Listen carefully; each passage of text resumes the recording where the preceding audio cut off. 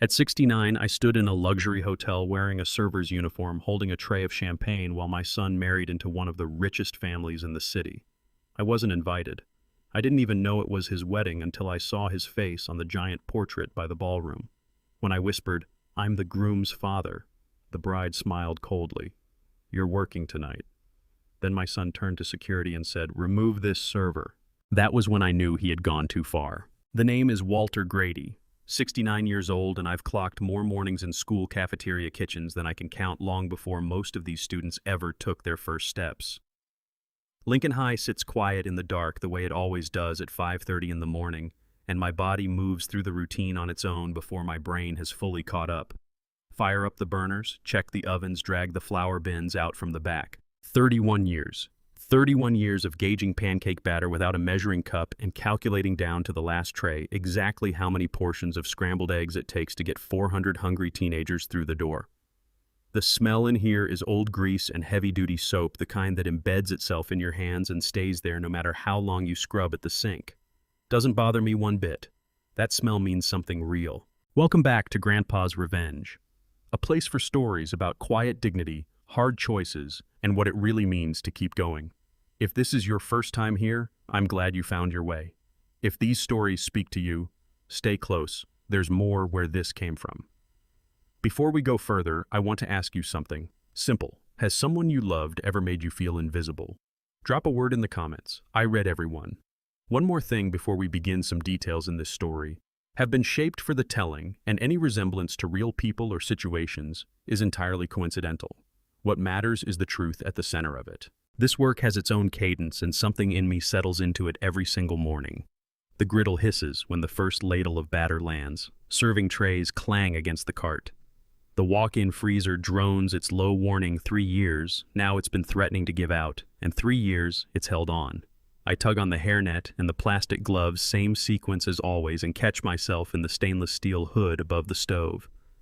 Gray hair, lines carved deep around my eyes, shoulders that gravity has been slowly winning against. But the hands don't shake. In a kitchen, that's what counts. My son lives a life I wouldn't have had the nerve to picture for myself. That's what I say when people bring him up, which doesn't happen often.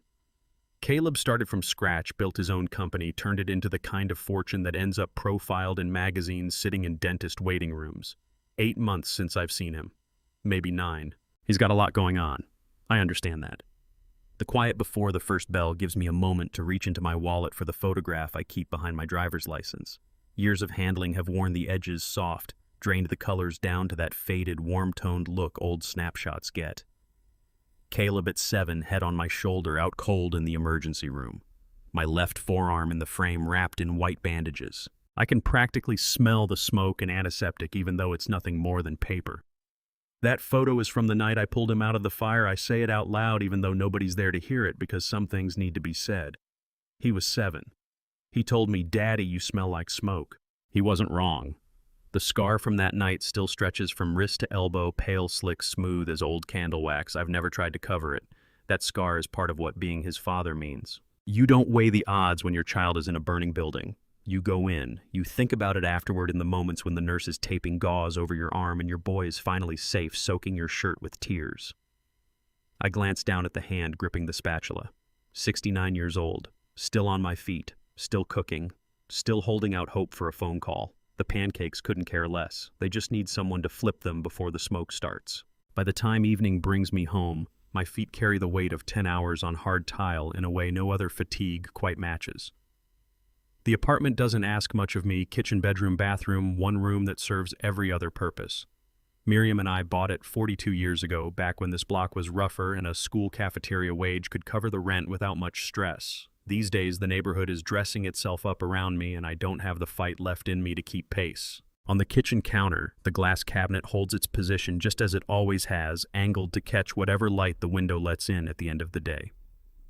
2 things inside: Miriam's wedding ring, the thin gold band I placed on her finger in 1975, and the letter she left me 3 weeks before she passed. Miriam Grady had been gone 15 years, yet that ring sat in its cabinet like a vow I hadn't finished keeping. The letter lay folded in exact thirds, her handwriting showing faintly through the paper. Blue ink, rounded, deliberate loops. The hand of a woman who took words seriously. I have never been able to bring myself to read it a second time. Once did what it needed to do. Once nearly undid me. She wrote it in the hospice while I'd stepped out for soup from the diner. 2 blocks. The place that made chicken noodle close to the way her mother had. When I walked back through the door, she placed it in my hands and said, "Don't read this until after. Promise me, Walter." I gave her my word.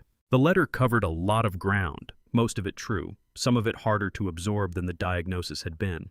But one line lodged itself deeper than the rest, deeper than any burn scar I carry. "Walter, you love Caleb in such a way that you forget you need to be loved too." When had I last unfolded that letter? 15 years back. Or maybe I'd simply never had the nerve to face it twice. I put together a sandwich, ham, mustard, and a slice of tomato a day past crisp and lower myself into the chair at the small kitchen table that rocks unless you wedge a matchbook under the short leg. The television in the other room fills the silence with the evening news. Interest rates, a Senate hearing, the sort of low-level noise that stops the apartment from feeling completely hollow. I think about calling Caleb. Same thought I have every Friday night phone sitting 6 inches away, a full inventory of reasons to leave it where it is. He's tied up. He's got a company to manage. He doesn't want his father checking in on him like he never grew up. I leave the phone on the table, wash my plate instead, dry it and set it back in its spot between the other 3 that make up the whole of my dinnerware. Then I dig the catering schedule out of my bag. Weekend work time into half my retirement savings aren't going to patch themselves. I turn to Saturday on the calendar and find Russell's printed note. SAT private wedding event, Lakewood Grand Hotel. Client Grady Capital Events, LLC. Grady's not an unusual name. I can think of 4 Gradys in Charlotte off the top of my head, 5 if I count the dentist whose sign I pass every morning on the drive-in. Something makes me pause at the note, not quite recognition, more like the odd sensation of a familiar word turning up somewhere it doesn't belong. I fold the sheet and tuck it away. Tomorrow I'll be working a wedding for someone who carries my last name and has no idea I exist. Saturday morning, I pulled into the catering office lot, not expecting anything harder than handing appetizers to strangers. The building occupied a corner of an industrial park off Wilkinson Boulevard, the sort of affordable, unglamorous space where small outfits stretch their margins as far as they'll go. 3 years I'd been picking up weekend work here.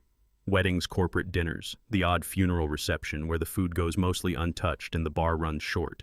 Russell Tatum had a stack of folders at the front of the break room, 47 years old, 20 years into this industry and carrying himself with the practiced calm of someone who'd stopped being rattled by anything around year 5. Grady Capital private celebration, he announced, dealing out folders to the weekend crew. Lakewood Grand Hotel, high-end client, white shirt, charcoal vest, standard service protocol. Cocktail hour kicks off at 4 o'clock, dinner at 6 o'clock, open bar runs until 11 o'clock.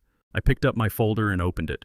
Timeline, floor plan, menu breakdown. Hors d'oeuvres through cocktail hour, plated dinner service, champagne toast at 7:30. What exactly is Grady Capital? I asked, more reflex than genuine interest. Russell lifted a shoulder. Some financial startup, groom goes by C. Grady, paid the full balance 2 months out, which is good enough for me. C. Grady. I held the name in my head for a beat. Grady shows up all over the Charlotte phone book, nothing remarkable about it. But I stood there a full 5 seconds longer than I should have, folder in hand, turning over the question of when Caleb last reached out. 3 months ago. Maybe 4. He was running something, he was occupied. I still didn't even know the name of his company. I flipped to the next page and ran my eye down the VIP list names paired with titles like Chief Investment Officer and Senior Partner. Then about halfway through the second column, Gerald Alderton. Something about it tugged at me the way a half-remembered song does. You're certain you know it, but the when and where won't come. Probably someone from Lincoln High, a former teacher or a parent whose face I'd seen across the lunch counter for 30 years. The kind of person memory files away in a blurry background until something shakes them loose. "You comfortable running appetizer trays?" Russell asked. I closed the folder and slid it into my jacket. "Yeah, I'm good." What I didn't know yet, C. Grady was the same child I'd carried out of the flames 27 years before. I didn't know Gerald Alderton would know my face before I knew his. I had no idea that 36 hours later, I'd be pressed against a service corridor wall in that hotel, wishing I'd passed on the Saturday shift. But that afternoon, I just drove back to the apartment, cooked something simple, and half-watched a documentary about the national parks that left no trace in my memory by the time I turned off the light. Sunday arrived the way it always does, earlier than it should, and brighter. I showered and pulled on my clothes in the bathroom where Miriam's towel hook still hung on the back of the door. The one I'd left in place all these years because pulling it out felt like a second erasure. White shirt, charcoal vest, black pants, the clothes of someone the room isn't meant to notice. I stepped in front of the mirror and straightened my collar. The burn scar on my neck ran 4 inches long and narrow, the exact shape of the beam that had dropped across my shoulder the night I went back in for Caleb. The skin there was pale, glossy, smoother than everything around it, the kind of scar that draws eyes and invites questions you have no interest in answering.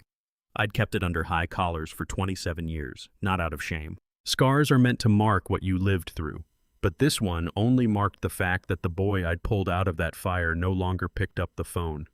I buttoned the collar, straightened the vest, stepped into the kitchen and checked the clock. 6:45 in the morning. The wedding wasn't until 4 o'clock in the afternoon, but I've never been the kind of man who sits idle when he knows the day has weight to it. So I did what I always do when my hands need somewhere to go. I baked cornbread, the kind Caleb used to love when he was little before he grew into a person who ordered things off menus I couldn't read aloud without stumbling. I mixed the batter by memory: cornmeal, flour, buttermilk, a touch of sugar, not too heavy. The old oven ticked as it climbed to temperature, and I poured the batter into a small tin and set it on the center rack. 20 minutes later, the kitchen held a smell I could only call childhood. Saturday mornings when Caleb would sit at that same table with his homework spread out, and I'd slide him a square of cornbread butter going soft in the middle. The year after Miriam died, when cooking was the only way I still knew how to say I love you. I cut a small piece, folded it in wax paper, and nestled it into a tin box. Then I tucked the box into my apron pocket. No real reason, just that baking cornbread always brought Caleb to mind. And maybe if I crossed paths with him one day, if he ever found his way back to Charlotte and turned up without warning the way I used to picture in quieter moments, I could hand him a piece. Give him something good to remember. I locked the apartment door and walked to my car. The Charlotte sky was still bruised purple at the edges, the sun not yet sure it wanted to show up. The air carried the smell of rain that hadn't come yet and exhaust from the gas station 2 blocks over. I had no idea that morning was the last one I'd leave that apartment as a father.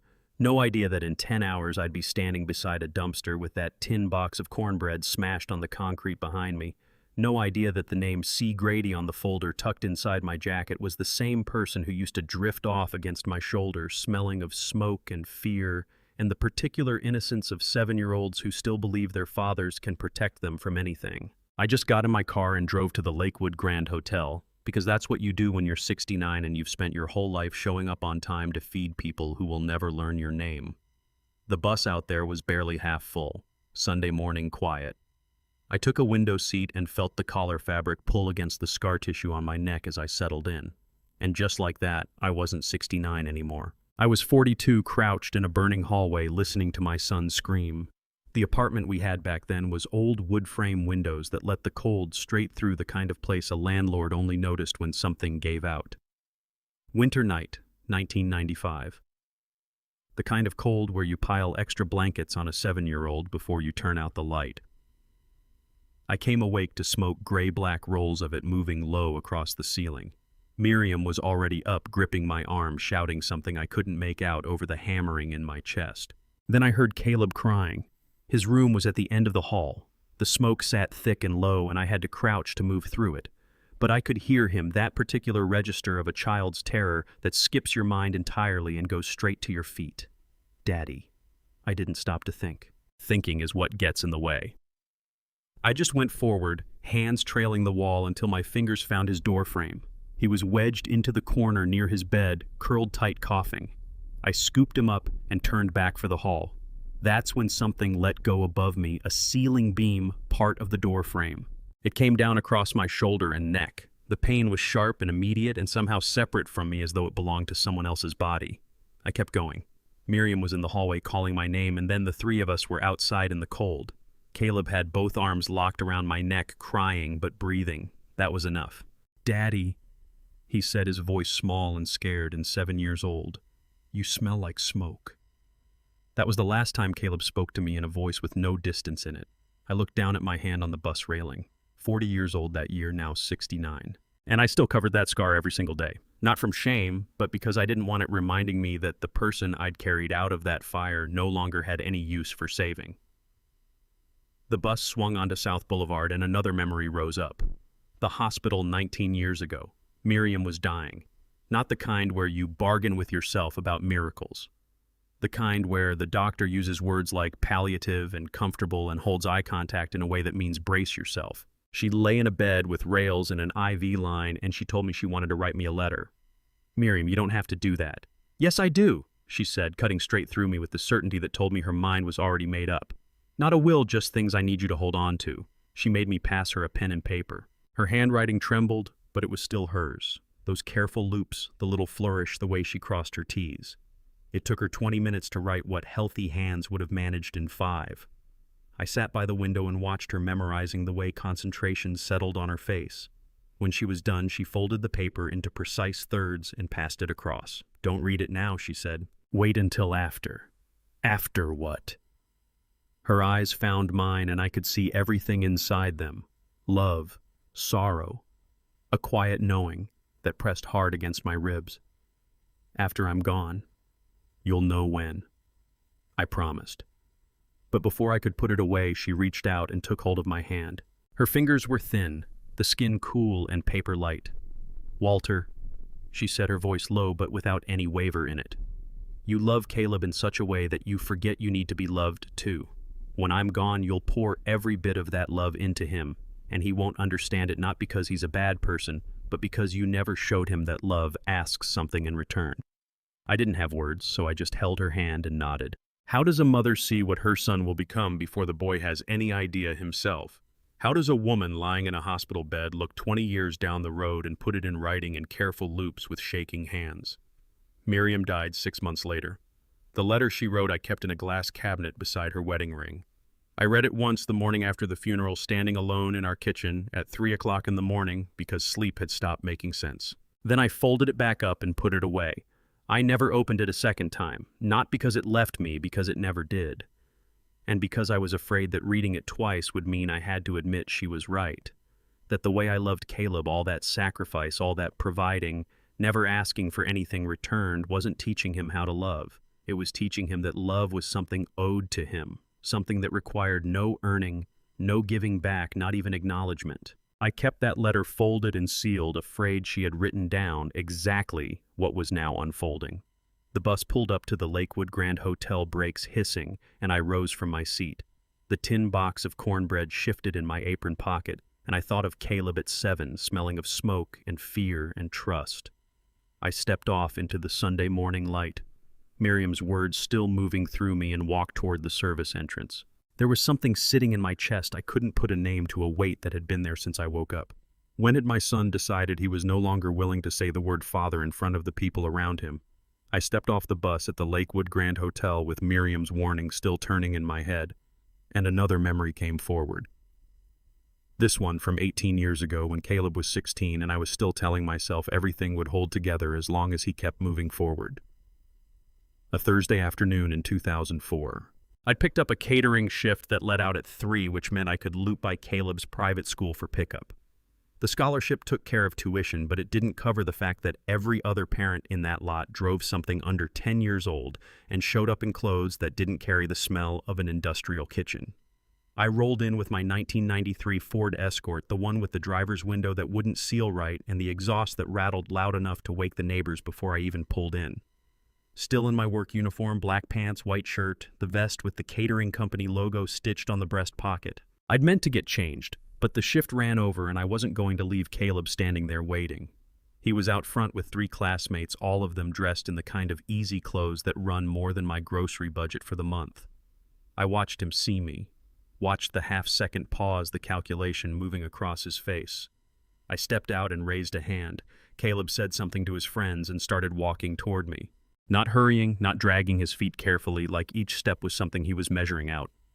One of the boys called after him loud enough to reach me. "Is that your dad?" Caleb didn't look back. He kept coming, and when he was close enough that only I could make it out, he said over his shoulder, "He works in food service. Not my father, not Walter, not even my dad, just food service." I stood there at the car door, hands still on the handle, and took in every word. The late sun sat warm across my shoulders. A cluster of mothers chatted by the curb. Somebody's car alarm gave 2 short chirps.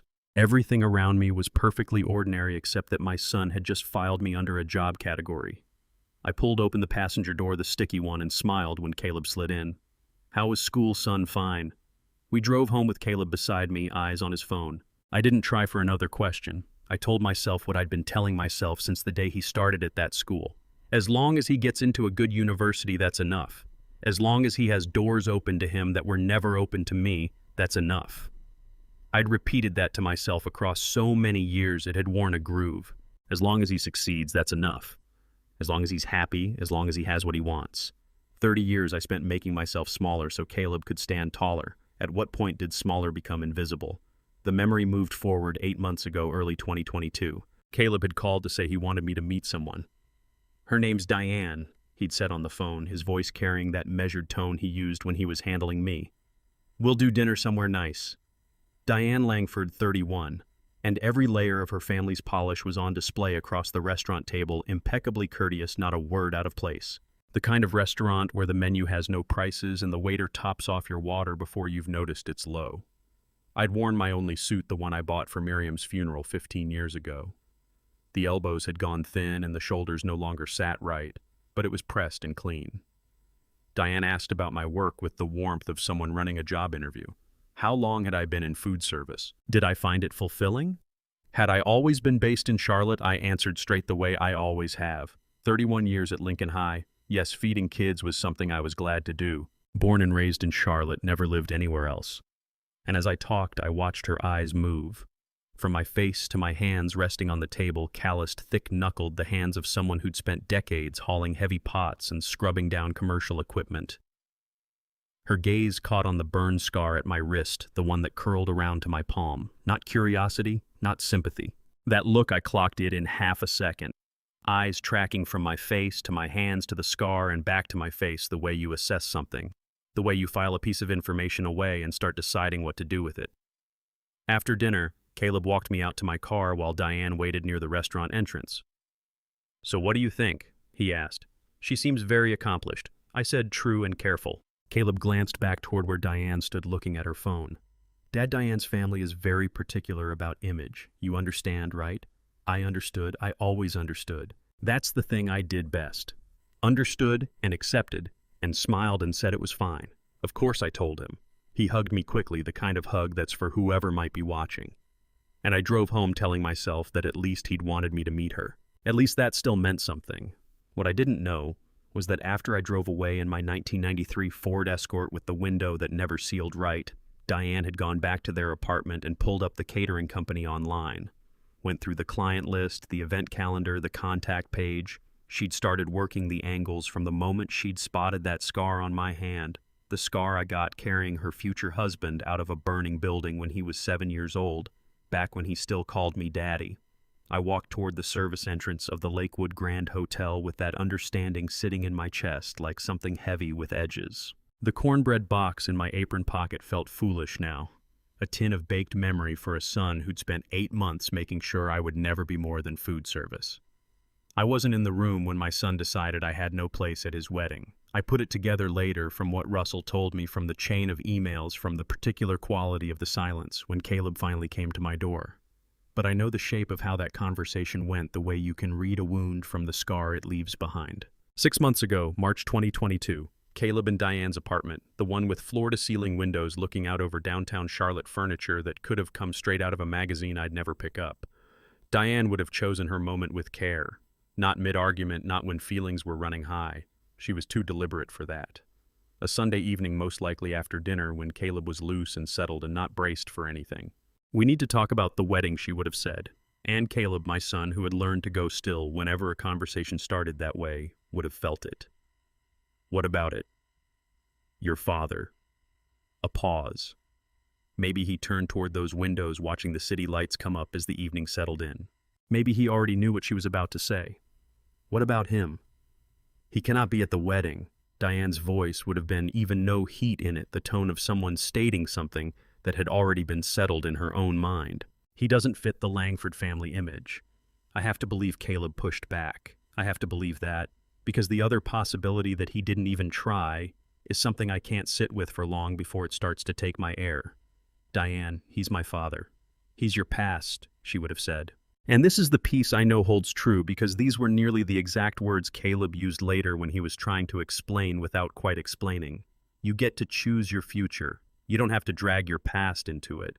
That wouldn't have been enough to stop her. She'd have moved in closer, maybe taken his hand, used the same voice she probably brought into boardrooms when she needed the room to come around to her way of seeing things. You've built an entire narrative about being self-made, about starting with nothing, and building Grady Capital through sheer drive and vision. A cafeteria cook, as your father unravels that story in 5 seconds flat. And there it was. Every sacrifice I'd ever made turned into a weapon pointed back at me. The education I'd worked 3 jobs to give him, the chances I'd worn myself down, to provide the floor I'd laid under his feet so he could reach somewhere I never could. All of it reframed as a liability. My investors know my story, Caleb would have said, but the steadiness would have been leaving his voice by then. My team knows. They know what you've chosen to tell them. They know the version where you built yourself from the ground up. They don't know about the man who made the ground possible. A pause letting that breathe, and they don't need to. Your origin story works because it's clean, tight, easy to follow. Adding complications ruins it. Complications, that's the word for me now. How does a son become a stranger? Not in one moment. Not from a single conversation. It moves in degrees, a word here, a silence there. Until the day you understand that the person you raised has learned to live as though you were never part of the equation. What are you suggesting? Caleb would have asked, and the fact that it came out as a question rather than a refusal tells you everything. We simply don't send him an invitation. The wedding is for Langford family and business associates. He wouldn't know a soul there. He wouldn't be comfortable. We'd actually be doing him a favor. A favor. Erasing me from the most important day of my son's life was doing him a favor. I picture Caleb sitting there for a long time, maybe looking down at his hands, maybe running numbers in his head. What he owed me against what it would cost him. Love versus advancement. Father versus future. Okay, he would have finally said just that. Okay.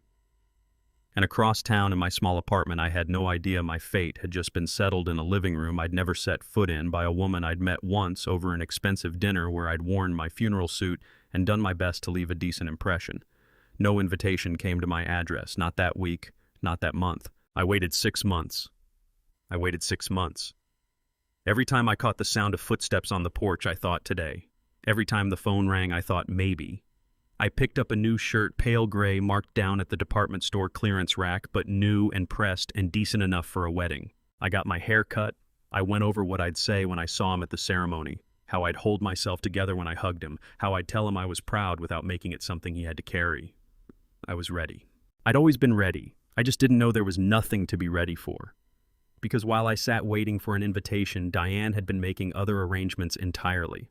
She'd taken what she'd gathered at that single dinner, the catering company name, my work schedule, my obvious need for extra income, and built something more precise than plain exclusion. She hired me, not as a guest, not as family, as staff, as food service. The catering company landed a contract for Grady Capital private celebration. Russell Tatum called it a high-dollar client and asked if I wanted weekend overtime. I said yes because I always said yes to weekend shifts because retirement accounts don't fill themselves and men my age working school cafeterias don't get to pass up time and a half. I had no idea I was saying yes to passing appetizers at my own son's wedding. I had no idea that the invitation I'd been waiting on would show up as a work assignment. I had no idea that Diane had spent 6 months converting exclusion into employment absence into presence. But wrong, all wrong. The service entrance hallway smelled of bleach and kitchen grease. Voices carried from somewhere deeper in the hotel. I stood there with the cornbread box in my apron pocket and 27 years of sacrifice across my shoulders. And then I understood. The ultimate humiliation wasn't being left out. It was being recategorized. I wasn't missing from my son's wedding. I was there, just not there as his father. The service entrance smells of industrial cleaner and worn carpet, and I'm carrying a clipboard with my name checked off like inventory.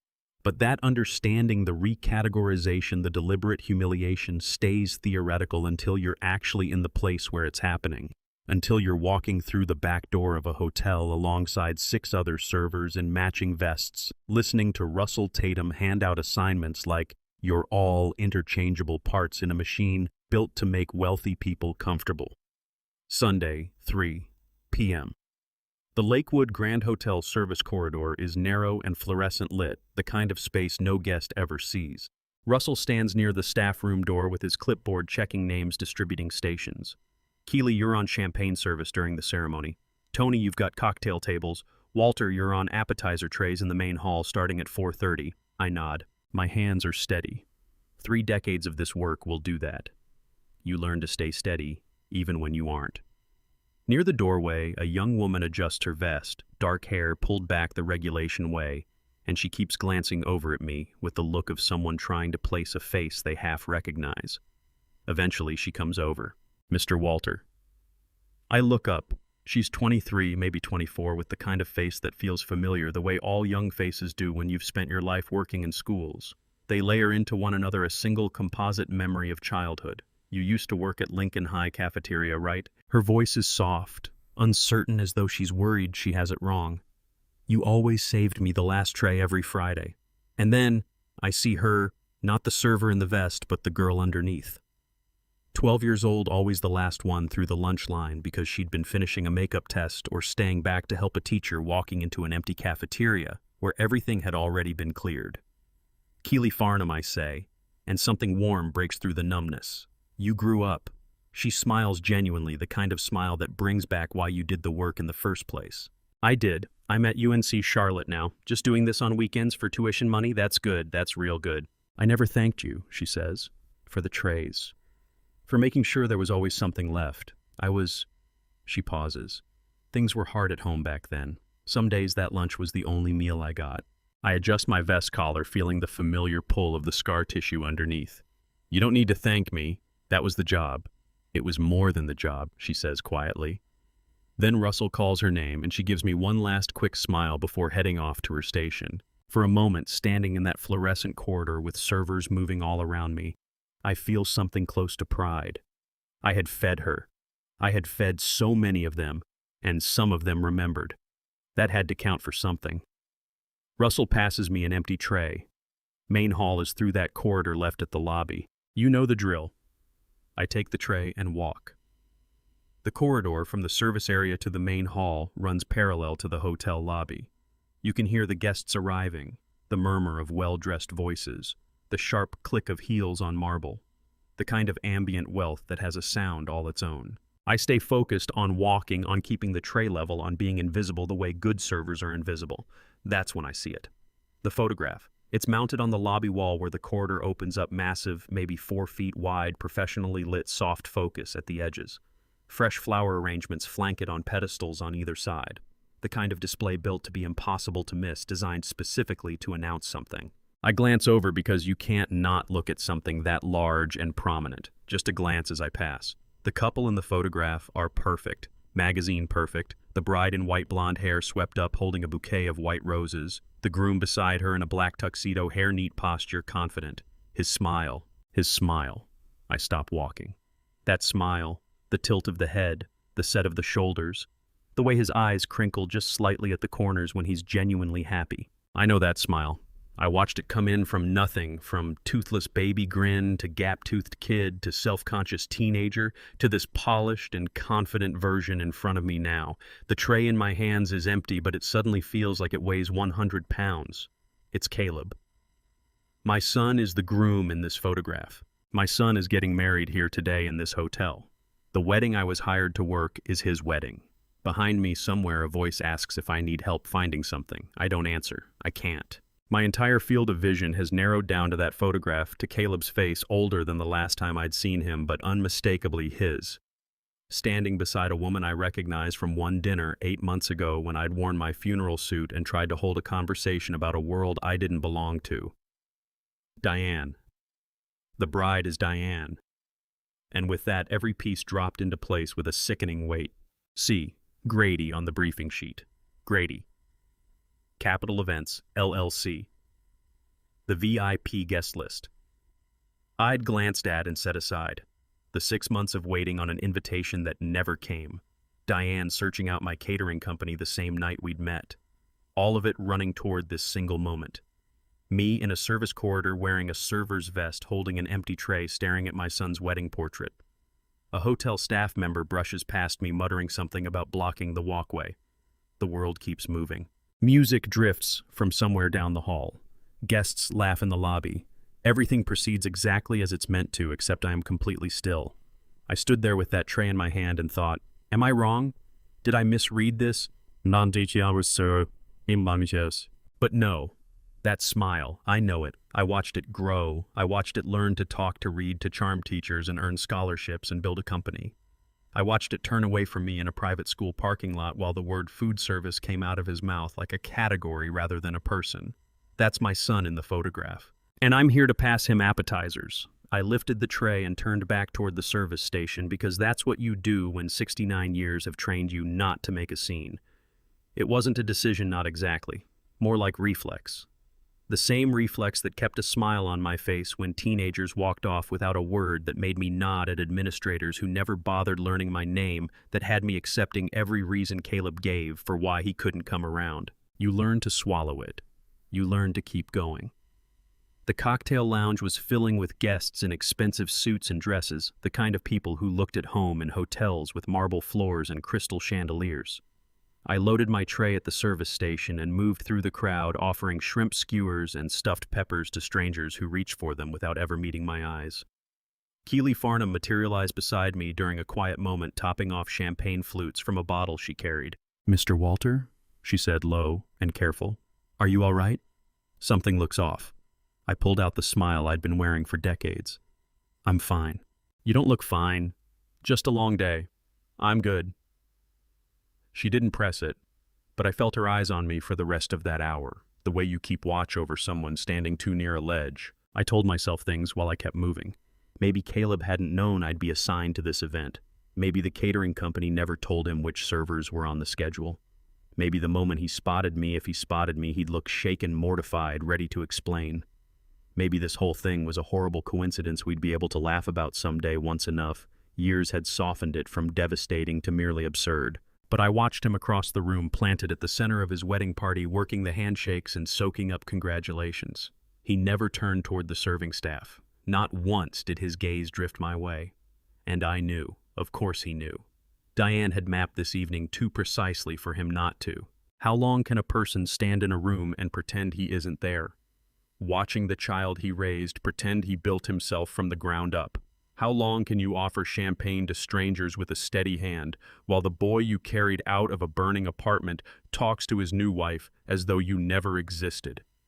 I held on through cocktail hour, through the call to move into the main ballroom, through the first course carrying plates from the kitchen to the serving station, while other servers brought them to tables where 200 guests toasted my son's wedding. Then came the speeches.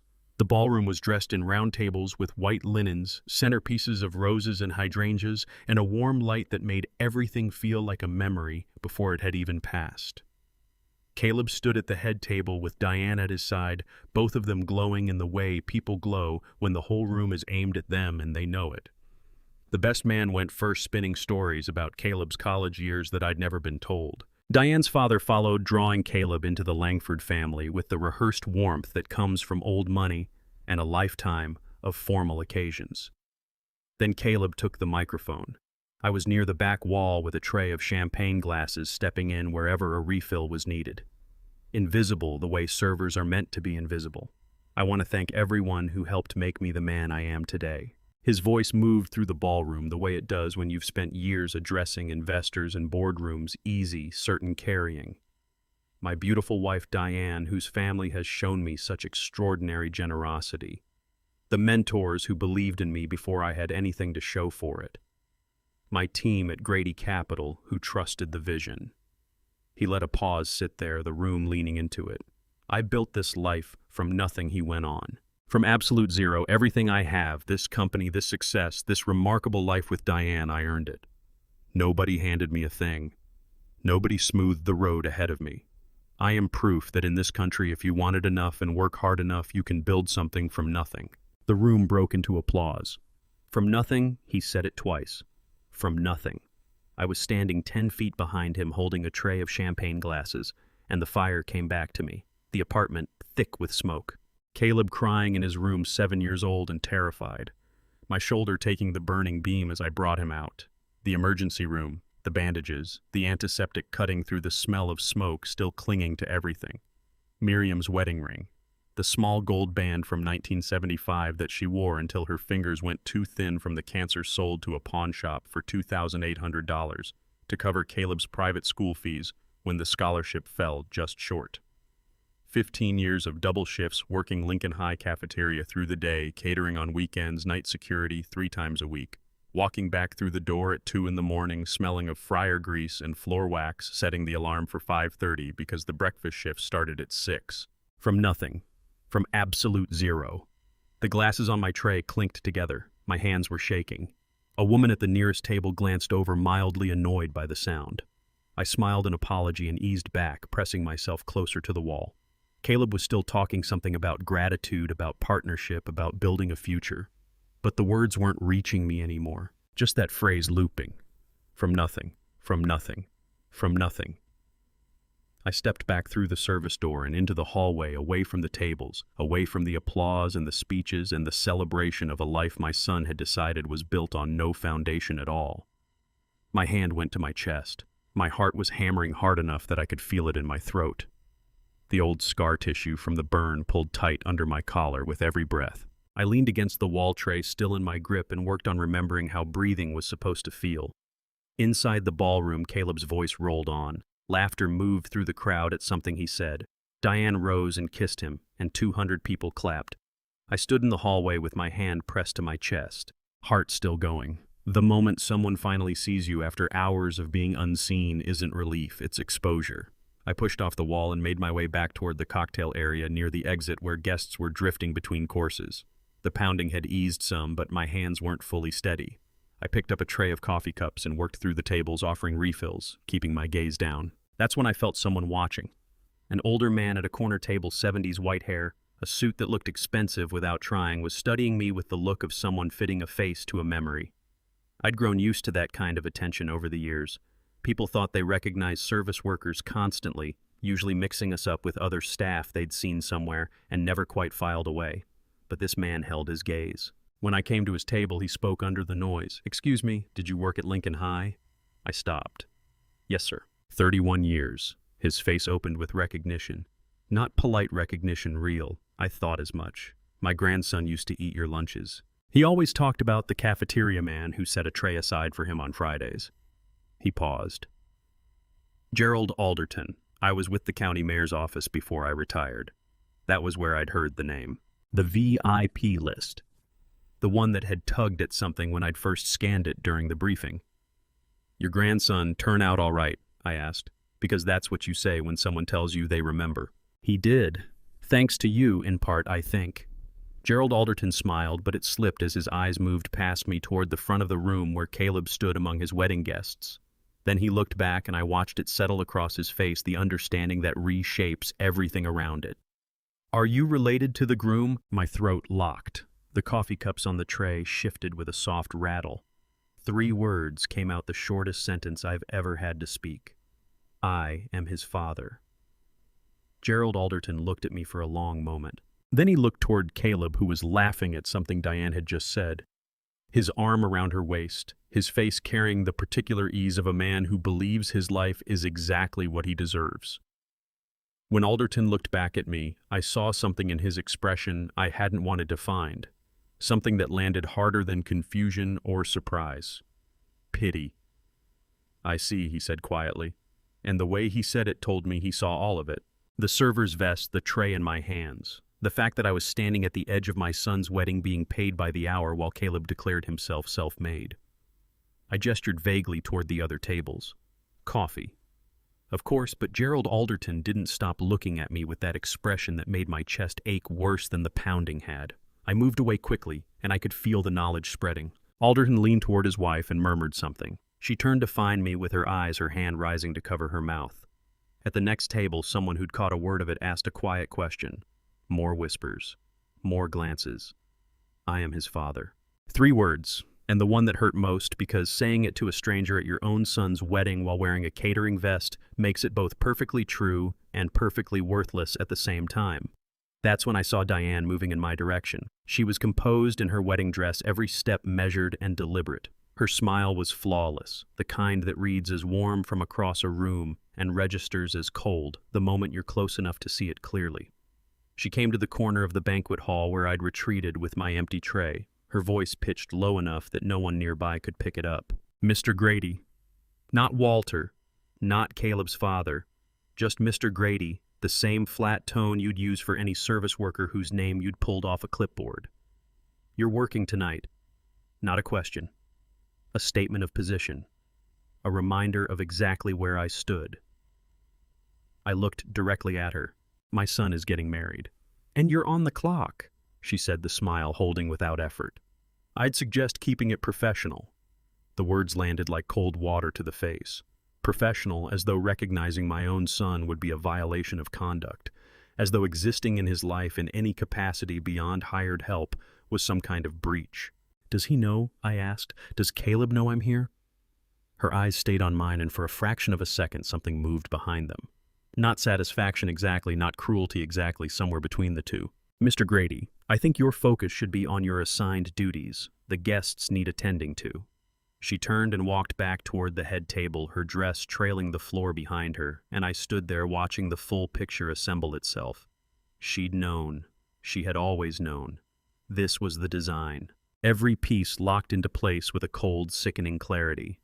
The dinner 8 months ago where she'd studied my burn scar as though she were cataloging it. The company name on the briefing, Grady Capital Events, LLC. Familiar enough that I didn't stop to question it, vague enough that I never recognized it as Caleb's operation. The catering assignment that came through Russell Tatum, presented like any other high-dollar client. She had looked up my catering company the night we met, found out where I worked, waited 6 months, then hired me not to include me but to place me exactly where she needed me, present at the wedding but filed under staff, visible but invisible, close enough to see everything far enough away that I didn't count. This wasn't exclusion. Exclusion would have been simpler. This was something constructed. 8 months of planning so that when Caleb stood at a microphone and told a room he'd built himself from nothing, his father would be 10 feet behind him holding a tray of champagne glasses. It landed all at once. Familiar enough not to raise suspicion, vague enough not to be recognized. She'd hired me. She'd placed me here. Across the room, Diane stood at Caleb's side, her hand resting on his arm, saying something that drew a smile from him. And I understood then that she hadn't won by cutting me out of the wedding. She'd won by reassigning me within it. Not absent, just reclassified, from father to food service, from family to hired help, from everything to nothing while I was made to watch every moment of it. Caleb started walking toward me across the banquet hall, and for a half second, I forgot what I was wearing. For half a second, I was just a father watching his son come to him. Maybe someone had told him. Maybe he'd looked up and seen me, and something in him had moved. Maybe he wanted to get ahead of this before it became something neither of us could walk back from. Then I heard Diane's voice again in my head on the clock, the way she'd said it like a warning, and I understood that Caleb wasn't coming to apologize. He was coming to contain a situation. We stood face to face in the side hallway near the kitchen door. Him in his custom tuxedo, perfectly fitted hairstyled, everything about him pressed and polished. Me in my catering vest with the company logo on the chest collar buttoned to the top to hide the scar hands, still carrying the smell of industrial soap from the kitchen. The closest we'd been in nearly 2 years. I kept my voice low so the guests drifting nearby wouldn't catch it. "Did you know I would be here?" He didn't answer right away. "Son," I said, and the word cracked a little coming out. "Did you not invite me to your own wedding?" Caleb's jaw went tight. When he spoke, it wasn't his son's voice. It was the voice he used in boardrooms, the one shaped for managing difficult moments in front of people who were watching. "Dad, this isn't a good time." "When is a good time?" Caleb silence. He looked past me toward the banquet hall where the reception was rolling on without him, where Diane was likely tracking this conversation from a distance, where 200 guests were eating and drinking and celebrating a man who'd just told them he came from nothing. Then Caleb turned slightly and addressed Russell Tatum, who had appeared in the hallway behind me. His tone was even businesslike, the voice of someone issuing instructions to staff. "Please have this staff member escorted out. Not Dad, not Mr. Grady, this staff member." The words sat between us for a moment that stretched far longer than it had any right to. I watched my son's face, searching for something. Any sign that he grasped what he'd just said, what he'd just done. His expression gave nothing. Closed and composed, already moving to whatever came next on his list. Dale Sutter appeared at my side, 44 years old, hotel security uniform. his face carrying an apology even as his hands did the job. "Sir," he said quietly, "I need you to come with me." I went without any resistance. What was I going to do? Argue? Create a scene at my son's wedding? Demand that he acknowledge me in front of his wife's family, his business partners, the 200 people who'd just given a standing ovation to his speech about rising from nothing? I walked. Dale brought me through the service hallway past the kitchen entrance toward the back exit. The wedding music receded. The laughter and voices softened to something distant and muffled. My footsteps came back to me off the tile floor. That's when the tin box of cornbread slipped from my apron pocket. It struck the floor with a sharp metallic clatter, the lid separating the small square of cornbread spilling out across the tiles. I stopped and looked down at it. The cornbread I'd baked that morning, because sometimes when I bake cornbread I think of Caleb, because I'd thought that maybe if I saw him I could slip him a piece, remind him of something real. "Sir," Dale said, waiting. I looked at the box on the tiled floor beside the garbage can beside the service entrance. I had baked it that morning because sometimes when I bake cornbread I think of Caleb. But Caleb wasn't thinking of me. Caleb was inside dancing with his new wife while I stood in a service hallway being walked out by hotel security. I left it there. I'm not entirely sure why. Maybe because there are things once they've hit the floor that don't need to be gathered back up. Dale brought me out through the back door and it swung shut behind me with a soft final click. I stood in the dark beside the dumpsters and the trash cans. The September air was cool on my face. Inside, the wedding music went on. I could catch it faintly through the walls. Laughter, the sound of glasses, the ongoing celebration of my son's marriage to a woman who'd spent 8 months constructing my humiliation. I sat down on the back steps. I didn't leave.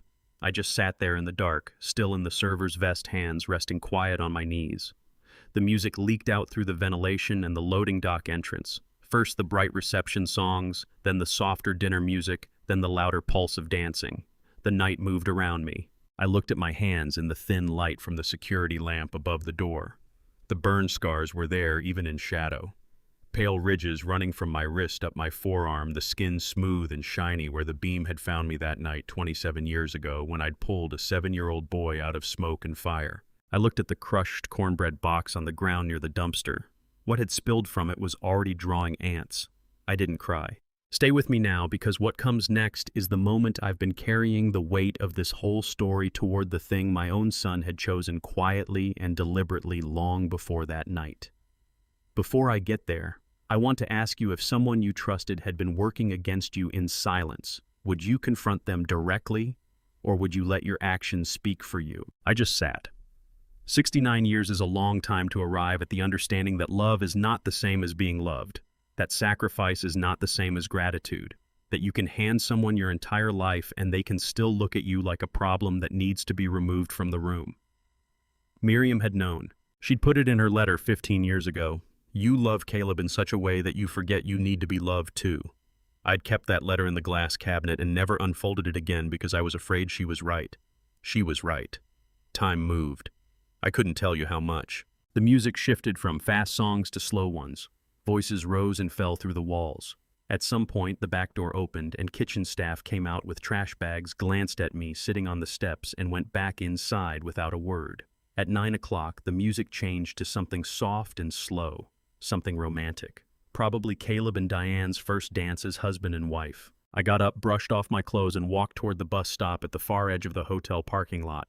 I didn't look back at the building. I'd seen enough. It was 11 o'clock when I got home, and the apartment was quieter than I'd ever known it to be. I didn't take off the server's vest. I walked in, locked the door, and stood in the kitchen looking at nothing in particular. The light over the sink was still burning from that morning, from when I'd baked the cornbread that was now ground into the floor next to a hotel dumpster. That morning felt like it had happened to someone else entirely. I sat down at the kitchen table and my eyes went to the glass cabinet the way they always did when I needed something real to hold on to. Miriam's wedding ring caught the dim light from the sink, and beside it, the letter. 15 years it had sat folded in that cabinet. I'd read it once the day after her funeral and never touched it again.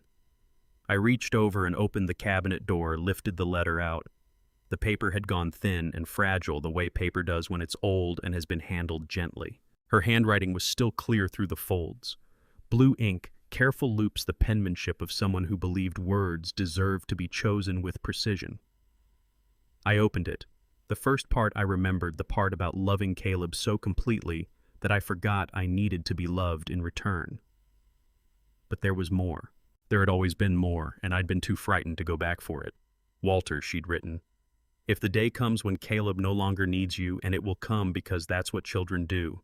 They grow up and away. Promise me you won't disappear into the waiting. Promise me you'll still be here, not for him, for yourself, for me. Don't spend whatever time you have left standing in rooms hoping someone notices you're there. I'm noticing you. I've always noticed you. And wherever I am when you read this, I'm still noticing. I read it 3 times. On the 3rd pass, I had to stop because my hands had started shaking and the words were going soft at the edges. I set the letter down on the table beside Miriam's ring and sat with the understanding that she had known. She had always known. Not only that Caleb would leave, that part was inevitable. That was ordinary. That was what children are supposed to do when they become adults. But she'd known I would sink into the gap he left, that I would keep making myself smaller and smaller until I was nothing but waiting, nothing but hoping, nothing but standing in service hallways with trays in my hands asking permission to take up space. And she'd loved me enough to write it down, to tell me 15 years before I'd be ready to hear it that I had no business disappearing. I folded the letter carefully and pressed my hand flat against my chest, feeling my heartbeat settle. Outside, the city was quiet. Inside, I was quieter still. But I was here. Still here. I tried to sleep. Couldn't. I lay on the bed, staring at the ceiling, and ran the evening back again and again. Caleb's voice saying this staff member. The cornbread box ringing off the floor. The 90 minutes sitting in the dark next to the trash cans. Around 6 in the morning, my phone began buzzing. Once, twice then, without stopping, a steady pulse that didn't let up. I picked it up and saw messages from numbers I'd never seen before. Dozens, then hundreds. The screen kept flooding with notifications I couldn't make sense of. I opened the messaging app and tapped on one. I'm so sorry this happened to you. Another. You deserved better. Another. Your son should be ashamed. I didn't understand. How did these people know? How did they have my number? Then I saw the link. Someone had attached a video. I pressed play. 90 seconds filmed from a phone tucked in an apron pocket. The angle was awkward and unsteady, but the audio was clean. The side hallway of the Lakewood Grand Hotel. Me in my server's vest. Caleb in his tuxedo. His voice even and professional. Please have this staff member escorted out. Dale Sutter appearing at my side. Me following, the tin box of cornbread dropping to the floor with that sharp metallic clatter.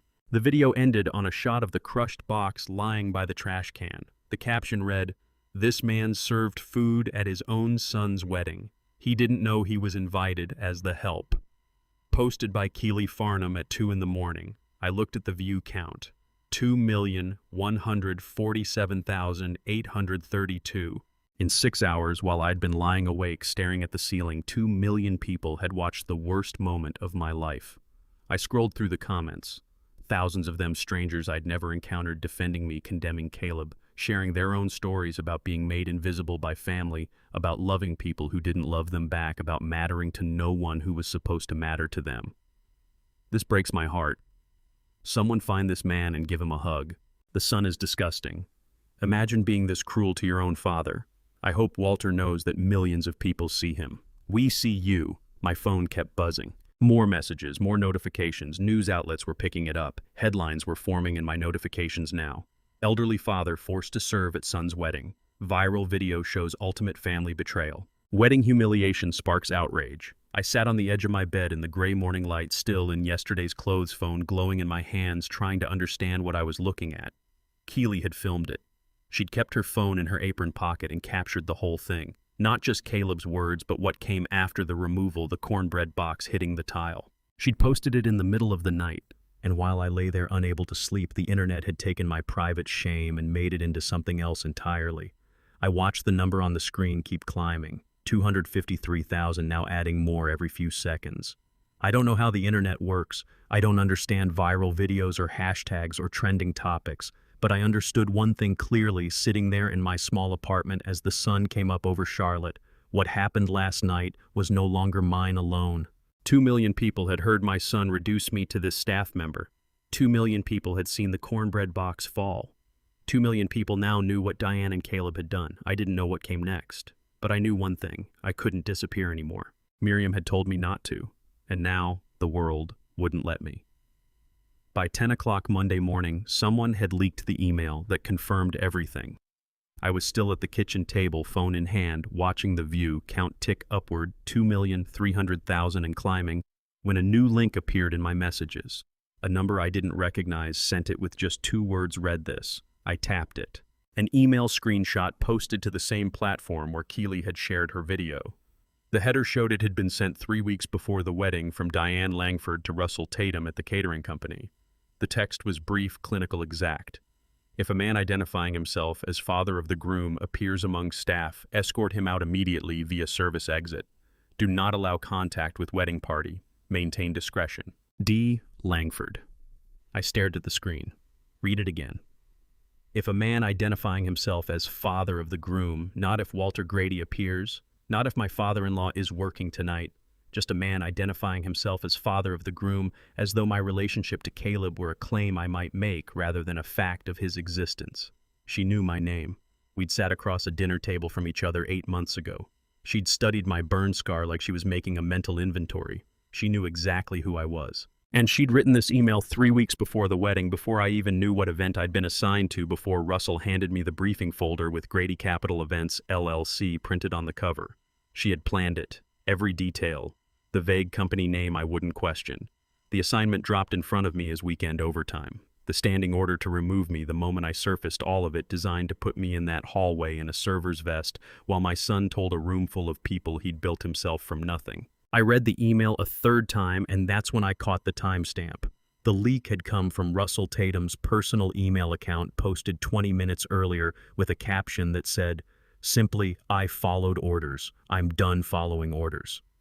Russell, the man who'd stood beside Caleb, and said, "Please have this staff member escorted out," without once asking why.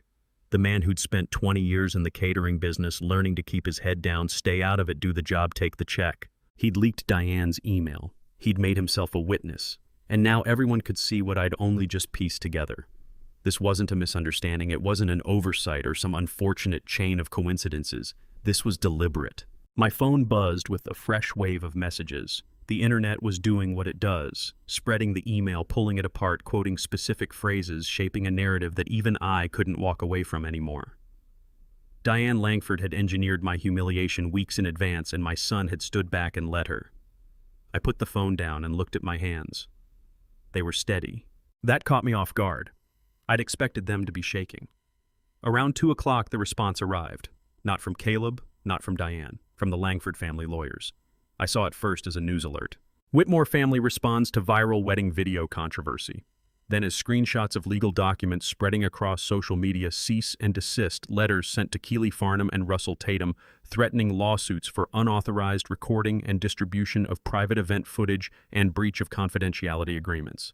The catering company received a separate letter demanding Keely's immediate termination, and a public statement went out through a spokesperson worded with the careful precision of people who understood that admitting nothing was the strongest position available. The Whitmore family regrets an unfortunate misunderstanding caused by an emotional employee who violated her professional obligations. The family requests privacy during this difficult time and will pursue all legal remedies available to protect their reputation. No mention of Walter by name, no acknowledgement of the relationship, no admission of anything, just an unfortunate misunderstanding and an emotional employee, and a request for privacy, the language of people who'd always believed money and lawyers could make anything go away. How do you take on people with a law firm when you're a 69-year-old cafeteria worker with nothing but the truth? How do you protect the people who protected you when they stand to lose everything and you have nothing left to lose? My phone rang at 4 o'clock. Unknown number. I nearly let it go, but something made me pick up. Mr. Walter, it was Keely Farnham. Her voice was unsteady. "They're going to sue me," she said. "The Langfords sent a letter to my apartment. They're threatening legal action. And my boss called. They want me fired. They said if the company doesn't let me go, they'll come after them too." I sat down at the kitchen table. "I'm so sorry," she went on, and by now I could hear her crying. I didn't think I just saw what was happening, and I couldn't just, "Mr. Walter, I can't afford a lawyer. I'm paying for school. UNC Charlotte now. Just doing this on weekends for tuition money. I can't." Keely, I said quietly. Stop. Breathe. She went still except for the sound of her working to get her breathing under control. I remembered her, not just from the night before, not just from the service corridor where she'd stopped to ask if I was all right, but from 15 years ago, 12 years old, coming into the Lincoln High cafeteria late because she'd stayed after class to finish a makeup test.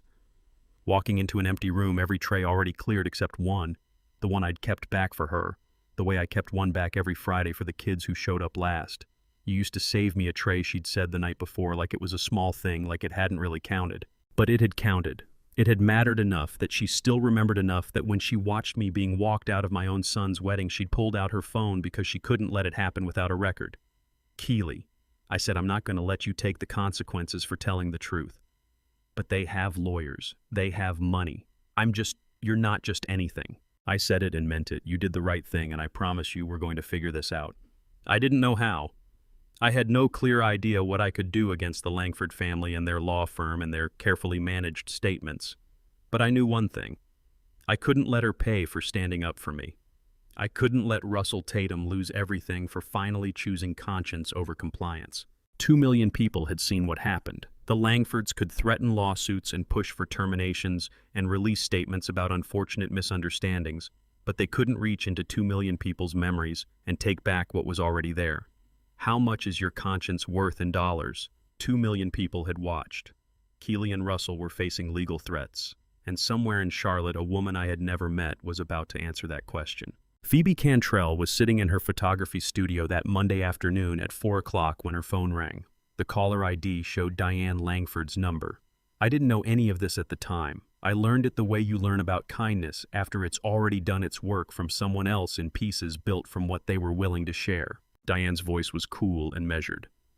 Phoebe, I need you to publicly confirm that the photos show nothing unusual and I need the originals deleted. Silence on the line. I'll double your contract for next year, Diane continued. All Whitmore family events. That's a significant increase to your annual income. Phoebe sat at her laptop. On the screen were the unedited wedding photos, the ones she'd captured before the official selections were made, before anyone knew which moments would need to vanish. And there I was, caught mid-step, holding a tray, my face frozen in that instant of recognition when I'd first spotted Caleb across the room. And there was Caleb looking directly at me, not past me, not through me, but squarely at me with an expression that left no room for surprise. This was acknowledgement. And in the background, slightly out of focus but unmistakable, Diane making a sharp gesture toward Russell Tatum, her hand precise and commanding. These photographs told the story Diane needed erased. Phoebe thought about her business, 8 years freelance. The Langford contract was 30% of her annual income. Losing it meant harder months, fewer equipment upgrades, taking on work she didn't want just to stay afloat. But she kept returning to one photograph, my face. The look of a man being erased while the room carried on around him. After a long silence, Phoebe hung up without giving an answer. She opened her email, attached every original image from the wedding. All 412 of them, addressed the message to 3 Charlotte newspapers, typed a single line in the body. From the Grady Langford wedding, unedited originals, and sent it. Phoebe Cantrell had never met me. She photographed my son's wedding, saw a man in a server's vest standing frozen while his world fell away, and chose to absorb a financial loss rather than let that moment be buried. How do you thank someone for that? How do you repay a person who gives up their income to prove you were there? The photos arrived in the newspaper inboxes at 4:45. By 5:30, 2 outlets had published selections online. By 6 o'clock, the images were everywhere, proof that what Keely filmed wasn't a single isolated moment, but a sustained reality documented from multiple angles across an entire evening. Then at 6 o'clock, Gerald Alderton posted. I was sitting at my kitchen table, phone in hand, watching the photos spread across the internet, journalists sharing them, strangers analyzing them, comparing angles and timestamps to reconstruct exactly what had happened and when. That's when someone sent me a link with a message. Former mayor is defending you. I clicked it. Gerald Alderton had posted to his social media account, the one he'd kept up since his retirement, followed by thousands of people who remembered his 40 years of public service in Charlotte. His post read, I was at that wedding. I spoke to Walter Grady in person. This man served lunches at Lincoln High Cafeteria for 31 years. My grandson ate his food every day for 4 years. He always told me about the cafeteria man who saved him a tray on Fridays when he stayed late for tutoring. Walter Grady is not an emotional employee. He is a father who was deliberately humiliated by his son and daughter-in-law at what should have been a family celebration. I watched it happen. I saw his face, and I'm ashamed I didn't speak up in that moment. Gerald Alderton, former county mayor, 40 years of public service. A name people in Charlotte knew, trusted, respected. He remembered me. He remembered that I'd fed children. And he put his name behind mine, the reputation he'd built across 4 decades used in my defense. Because Alderton was a known figure, his post did what Keeley's video and Phoebe's photos couldn't accomplish on their own. It gave the story legitimacy. It turned a viral moment into something journalists could investigate, verify, and build reporting around. Within an hour, reporters were contacting the school district pulling employment records. Local news stations were interviewing former students, adults now with careers and families of their own who remembered Mr. Walter, who always had extra trays, and the cafeteria guy who knew everyone by name, and that quiet man who'd worked there forever. My phone kept going. Messages from numbers I didn't recognize.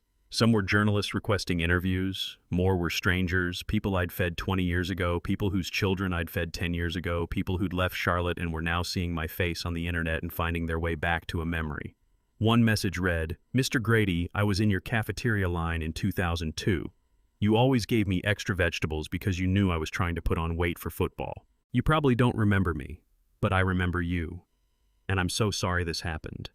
Another, "My daughter had food allergies. You kept a separate section for her meals for 3 years. You saved her life more times than you knew. Thank you." Another one, "You fed me when my mother had nothing to give. Every single day, 4 years running. I never stopped thinking about it." Evening light was fading beyond the window as I sat there working through the messages, and something settled over me that I hadn't grasped until that moment.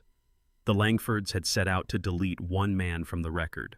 What they were learning was that you can't delete a person from the memories of everyone he ever fed. Thousands of people carried pieces of me they'd never let go of. They came looking for me. Not because I'd asked them to, but because the truth has a way of surfacing when enough people are carrying it around and can't put it down. Tuesday morning, the phone woke me before the sun came up. A journalist wanting to know if I'd pawned my wife's wedding ring to pay for my son's education. Still tangled in sleep, I said yes before the full weight of the question reached me. Then I wanted to know how she'd found out. Public records, she told me. Her voice had that crisp, no wasted words quality. Pawn shop transaction from 1998, $2,800. The timing coincides with your son's 3rd year at Duke. Can you confirm that's accurate? I confirmed it. There was nothing else to do. And can you confirm you were treated for 2nd-degree burns at Atrium Medical Center in September 1995? I pressed my eyes shut. Yes. Hospital records show those burns came from pulling someone out of a house fire. Was that someone your son? He was 7. He said in multiple interviews that he built everything on his own without any help. Mr. Grady, the employment records show you were juggling 3 jobs while he was at Duke. Security work, weekend construction cafeteria shifts. 72 hours every week. Did he ever say so publicly? I lay there looking up at the ceiling while daylight crept in around the window frame. "No," I said barely above a whisper. "Not once. That was call number 1. 39 more followed before the clock hit noon. Reporters had gone to work the way reporters do when a story breaks open. They pulled employment files from 3 different employers, 1994 through 2009. Pay stubs that showed one shift bleeding into the next. The pawn shop paperwork on Miriam's ring, 14-karat gold band size, 6 minor wear. Hospital intake records from the night of the fire, including burn photographs I'd never laid eyes on before and didn't want to examine now. Then they stacked all of it against Caleb's public record. 23 interviews, 4 speeches, every one of them carrying the same thread. I built this from nothing. Nobody handed me anything. I'm proof that in America, hard work and will can take you from 0 to everything. By Tuesday afternoon, the big outlets were running the comparisons, what Caleb had said on one side, what the documents showed on the other. The story he'd told about himself didn't just crack. It came apart completely. I laid the printed articles out on the kitchen table and looked at them. My 1998 work schedule pulled from some employer archives 72 hours a week across 3 separate jobs. Right next to it, a line from Caleb's 2018 interview with a business magazine. My father taught me nothing about hard work. I learned that on my own. I sat with those words a good long while. The phone wouldn't quit. Reporters after comment, old colleagues calling to say they'd been reached for verification. Strangers who'd read the coverage writing to tell me they saw it, they believed it, they understood what had been done. My morning coffee had gone cold, and I never got around to making more. I just sat there taking in the story of my own life from the outside, watching years of quiet sacrifice get transformed into court-ready evidence in a dispute I'd never chosen to bring. Had Caleb forgotten, or had he decided not to remember? That was the question I couldn't settle. It had been keeping me up long before any of this became public. Maybe it's both at the same time. Maybe in the stories a person builds about where they came from, forgetting and deciding can end up being the same thing. Wednesday morning the phone went again. Unknown number. I came close to ignoring it, but I picked up. Mr. Grady, male voice polished, clearly not his first time delivering this kind of call. My name is, name unclear, calling on behalf of the family. They'd like to sit down with you, a reconciliation gesture. I pulled out a chair and sat. Which family, I asked. A pause on his end long enough that I heard paper moving. I'm reaching out on behalf of concerned parties who feel a conversation would serve everyone's interests. You still haven't answered me, I said. Which family, mine or his wife's? More paper noise. The Polish thinned out. Mr. Grady, I believe there may be some confusion here. Allow me to... My phone buzzed against my palm. Someone else trying to get through. I checked the screen. 610 area code, Atlanta, where the Langfords were based. I sent it to voicemail. You don't actually know who you're talking to, do you? I said to the man still waiting on the line. Someone handed you a name and a number. They never told you I'm Caleb's father. They just said call Mr. Grady and float reconciliation. Sir, I can assure, just pass them a message, I said. Tell them I'm not available for a photo shoot. And I ended the call. The voicemail notification came a moment later. I played it. Different voice this time, a woman, same rehearsed delivery. Mr. Grady, this is regarding a time-sensitive opportunity to discuss your family situation. Please return this call at your earliest convenience. Then a text hit the screen. Important matter regarding Grady family. Please respond. I set the phone face down beside the stack of articles, everything documented, everything verified, the full record of what I'd given and what Caleb had quietly written out of his own history. The Langfords wanted an image, a posed, lit, controlled moment of forgiveness they could publish to rehabilitate Caleb's name and insulate their family from the story still spreading. Roland Fenn. I pieced his name together later. Their crisis PR consultant had almost certainly told them what that image was worth on the open market. $10 million in reputation recovery, maybe more. And they'd dispatched a caller who couldn't tell me whether I was Caleb's father or Diane's father-in-law. A man who had to shuffle his notes when I asked him a direct question. A man who'd been briefed to call me Mr. Grady and say concerned parties because the moment they gave me an actual title, father-parent, the man who carried him out of a burning building, I stopped being useful as a prop. The media wanted a story that kept moving. The Langfords wanted the bleeding stopped. The journalists wanted something on record they could quote. But not one person had stopped to ask what I was after. Not one. Except the people who'd already put something on the line to tell the truth. Keeley staring down a lawsuit. Russell, who torpedoed his standing with the catering company the moment he hit send on that email. Phoebe, who'd forfeited 30% of her annual income to hand those photos to the press. Gerald Alderton, who'd put 4 decades of public reputation behind a man he met for 10 minutes at a wedding. They never asked for anything. They just did it because it was the right thing to do. I picked up the phone, looked at the unread text one more time. Important matter regarding Grady family. Deleted. Then I scrolled to a number I'd stored but never touched, the reporter from Tuesday, the one who'd first brought up the ring. I typed out a message. If you want to hear what I actually want, I'll tell you. But I'm not walking into any photo op. Thursday morning, 4 days out from the wedding, the intermediary slid a folded paper across a coffee shop table, 6 figures meant to purchase my silence and my presence in the same transaction. The place was small, wedged into a corner of downtown Charlotte, deliberately anonymous, the kind of spot where a face that had spent a week on the internet could sit without being noticed. Spencer Huxley had picked it on purpose. He made a living turning these conversations into something that felt almost normal transactional discomfort, dressed up as reasonable dialogue. Somewhere in his 40s. Suit worth more than a month of what I earn. Voice worn smooth from years of saying things that other people lacked the stomach to say themselves. Mr. Grady, he said, both hands resting flat on the table. The family is aware this has been a painful set of circumstances. They recognize that feelings on all sides have been running high. I drank my coffee. I didn't offer a word back. They are in a position to extend $150,000 as a goodwill gesture, he went on, provided you take part in a short reconciliation event. He nudged the folded paper toward me. I left it where it was. The format would be straightforward, he continued. A private family dinner, select photographers on hand, but pre-screened and approved, you and your son. A brief exchange, a photograph of the two of you together. Prepared remarks for the press focused on understanding and moving forward as a family. I set my empty cup back in the saucer. The compensation is intended to reflect the family's recognition of the hardship you've experienced, Huxley said, and I could hear in the way he landed on hardship that the word had been chosen in a room full of lawyers, softer than humiliation, safer than what actually happened. There would also naturally be a non-disclosure agreement covering the specifics of this arrangement. I held his gaze for a moment.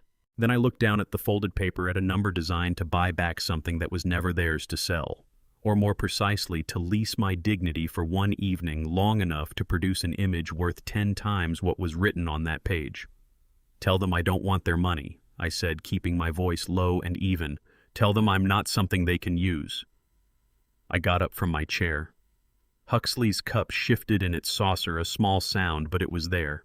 Mr. Grady, please, there's a reconsideration window if you'd like to discuss terms. I pulled out my wallet, set exact change for my coffee on the table, and walked out while he was still talking. I could hear him saying something else behind me, but I was already pushing through the door. 69 years I'd spent being the man who didn't cause trouble, who took what was handed to him, who said yes to overtime and double shifts, and would you mind? And if it's not too much trouble, my whole life had been spent being grateful for whatever scraps came my way. But there are things you cannot accept without surrendering the last piece of yourself that still matters. That Friday afternoon I was home when my phone lit up with a fresh wave of notifications. Another article, another leak. Only this time it wasn't about me, it was about them. Bryn Caswell.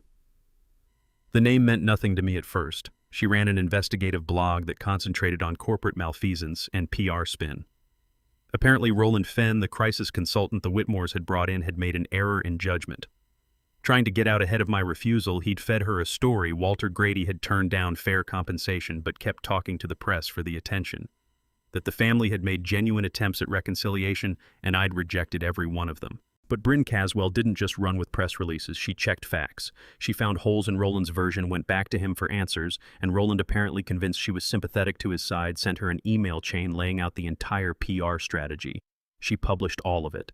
The subject line glowed on my screen: ROI, Analysis Grady Reconciliation Event. ROI, Return on Investment. Not on relationship, on investment.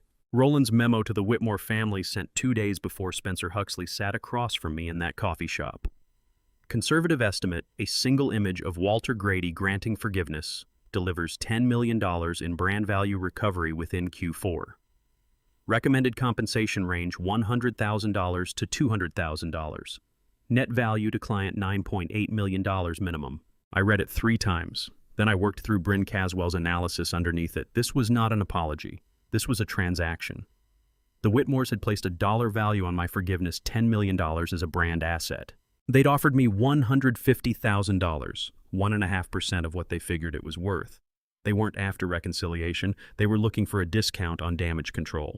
Within an hour, her post was everywhere. News outlets were quoting it. Social media was spreading it. The arithmetic was plain enough for anyone to follow: $150,000 offered against $10 million expected value.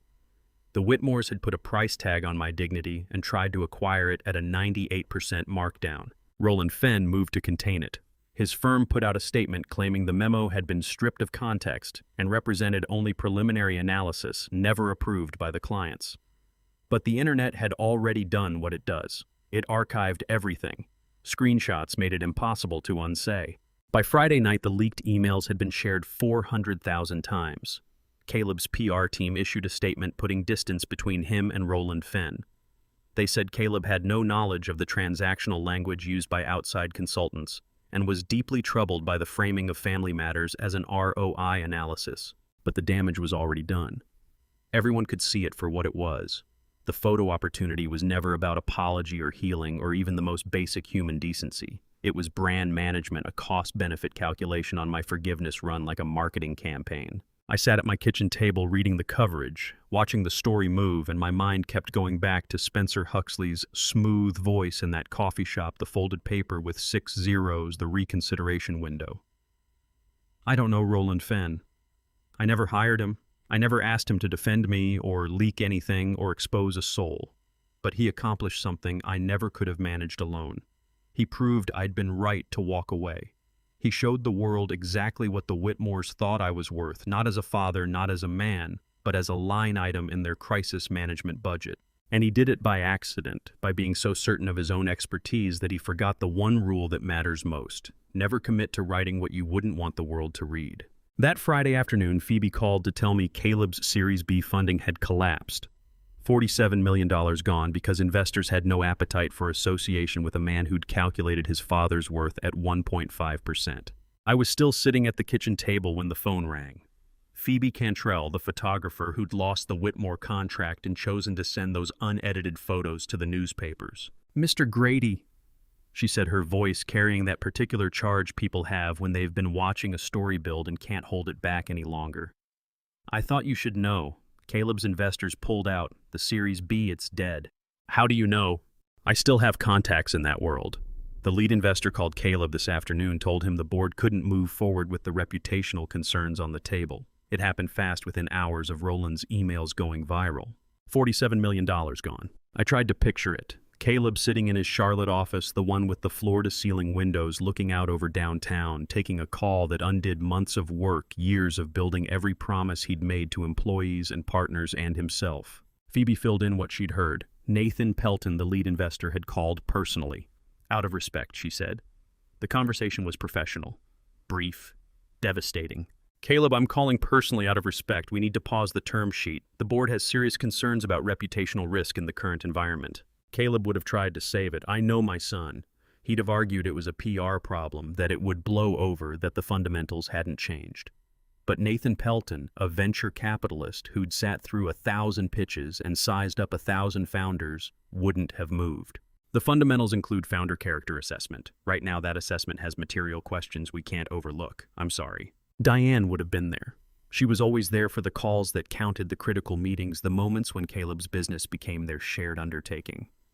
I could picture her sitting across from him in that office, watching him put the phone down, watching the screen where the pending deal had just gone dark. Diane Langford, who'd orchestrated a wedding like a military operation, who'd mapped out my humiliation with corporate precision, who'd probably calculated exactly how many guests needed to witness my removal to land the message with maximum force. She'd be sitting perfectly still. A general watching her army fall apart in real time. "Thank you for telling me," I said to Phoebe. "I'm not celebrating," she said quickly. "I just thought you should know that actions carry consequences, even for people who've always believed money shields them from that."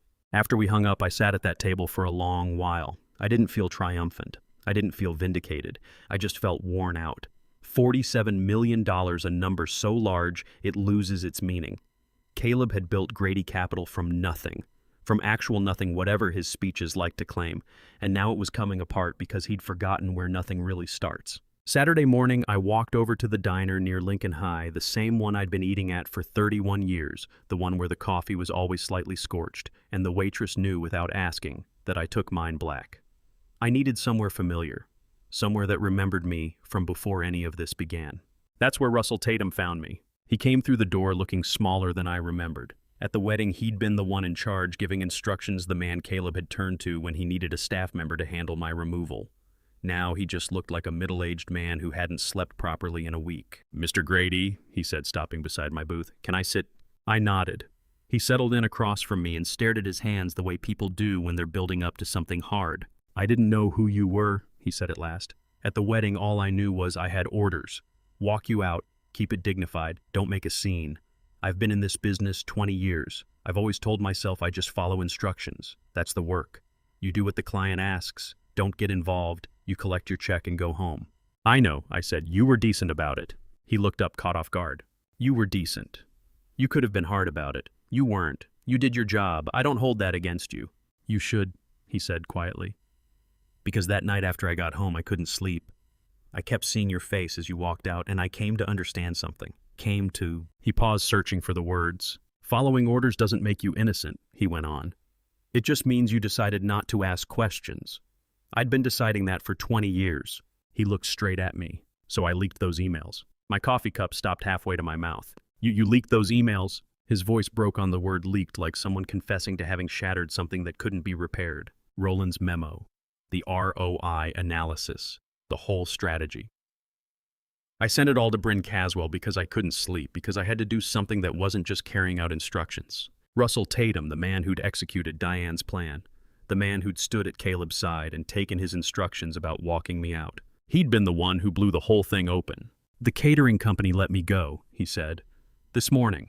Said I violated client confidentiality. They're probably not wrong. I've likely finished my career, but I can sleep now. I reached into my wallet, pulled out enough to cover both our coffees, and laid it on the table. Thank you, I said. For what? For deciding to ask questions. We sat together for a moment in the kind of quiet that doesn't press on you, the kind that settles. What comes next for you? Russell asked. Press conference, lawsuit, the internet wants you to go after something. I thought about Miriam's kitchen, about the way a good soup deepens overnight when the flavors finally have room to find each other.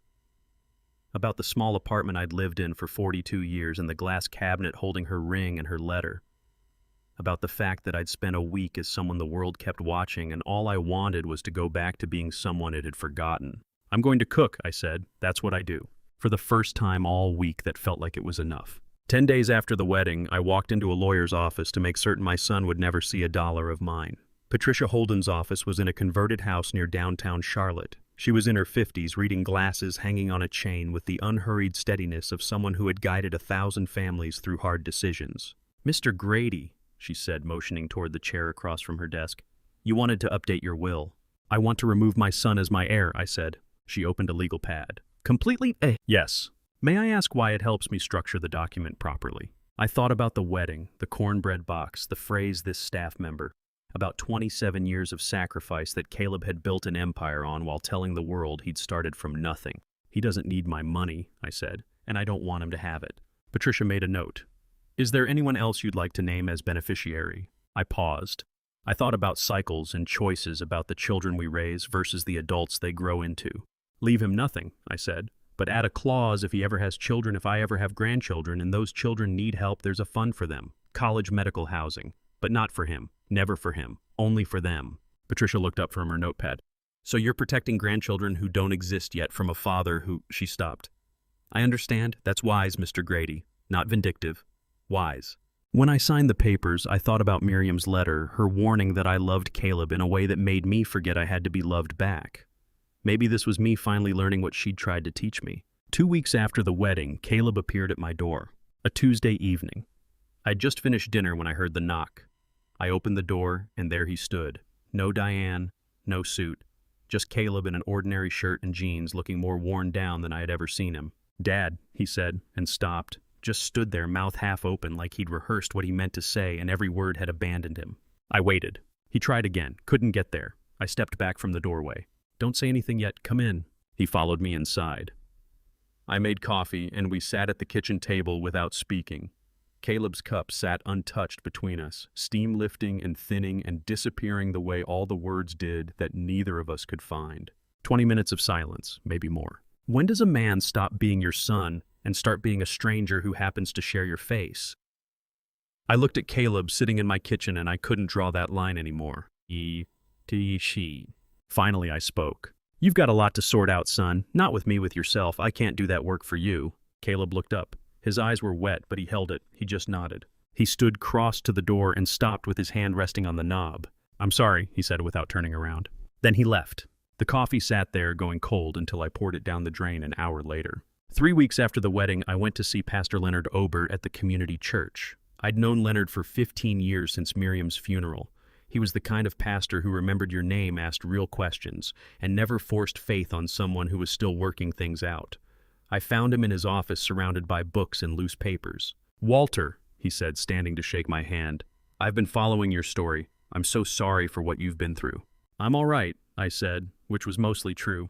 We talked for a while about the wedding, about Caleb, about what happens when the people you love become people you no longer recognize. Pastor Leonard listened, the way the best ones do, no judgment, no advice pushed at you, just his full presence. Then he asked, "Walter, what is it you do best in this world?" I thought about 69 years of work, of service, of standing in kitchens and feeding people who'd usually forgotten me by the time they scraped their plates clean.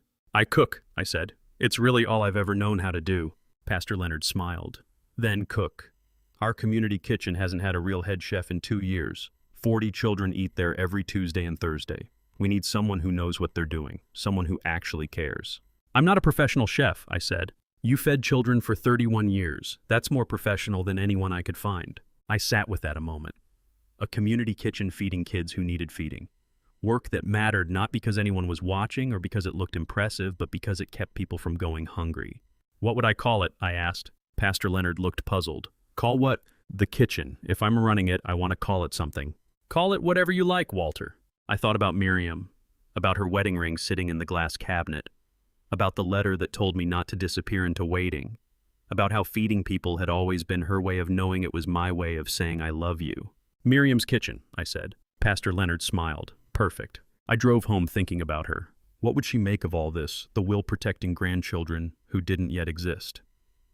The silence of sitting across from Caleb in my kitchen while neither of us could speak. The choice to put her name on a church kitchen so her memory could go on feeding children we'd never met. She'd probably just laugh that sound like light breaking through a cloud. "Took you long enough, Walter." And she'd be right. 6 weeks after my son's wedding, I stood behind a community kitchen counter wearing an apron my wife had embroidered 47 years ago.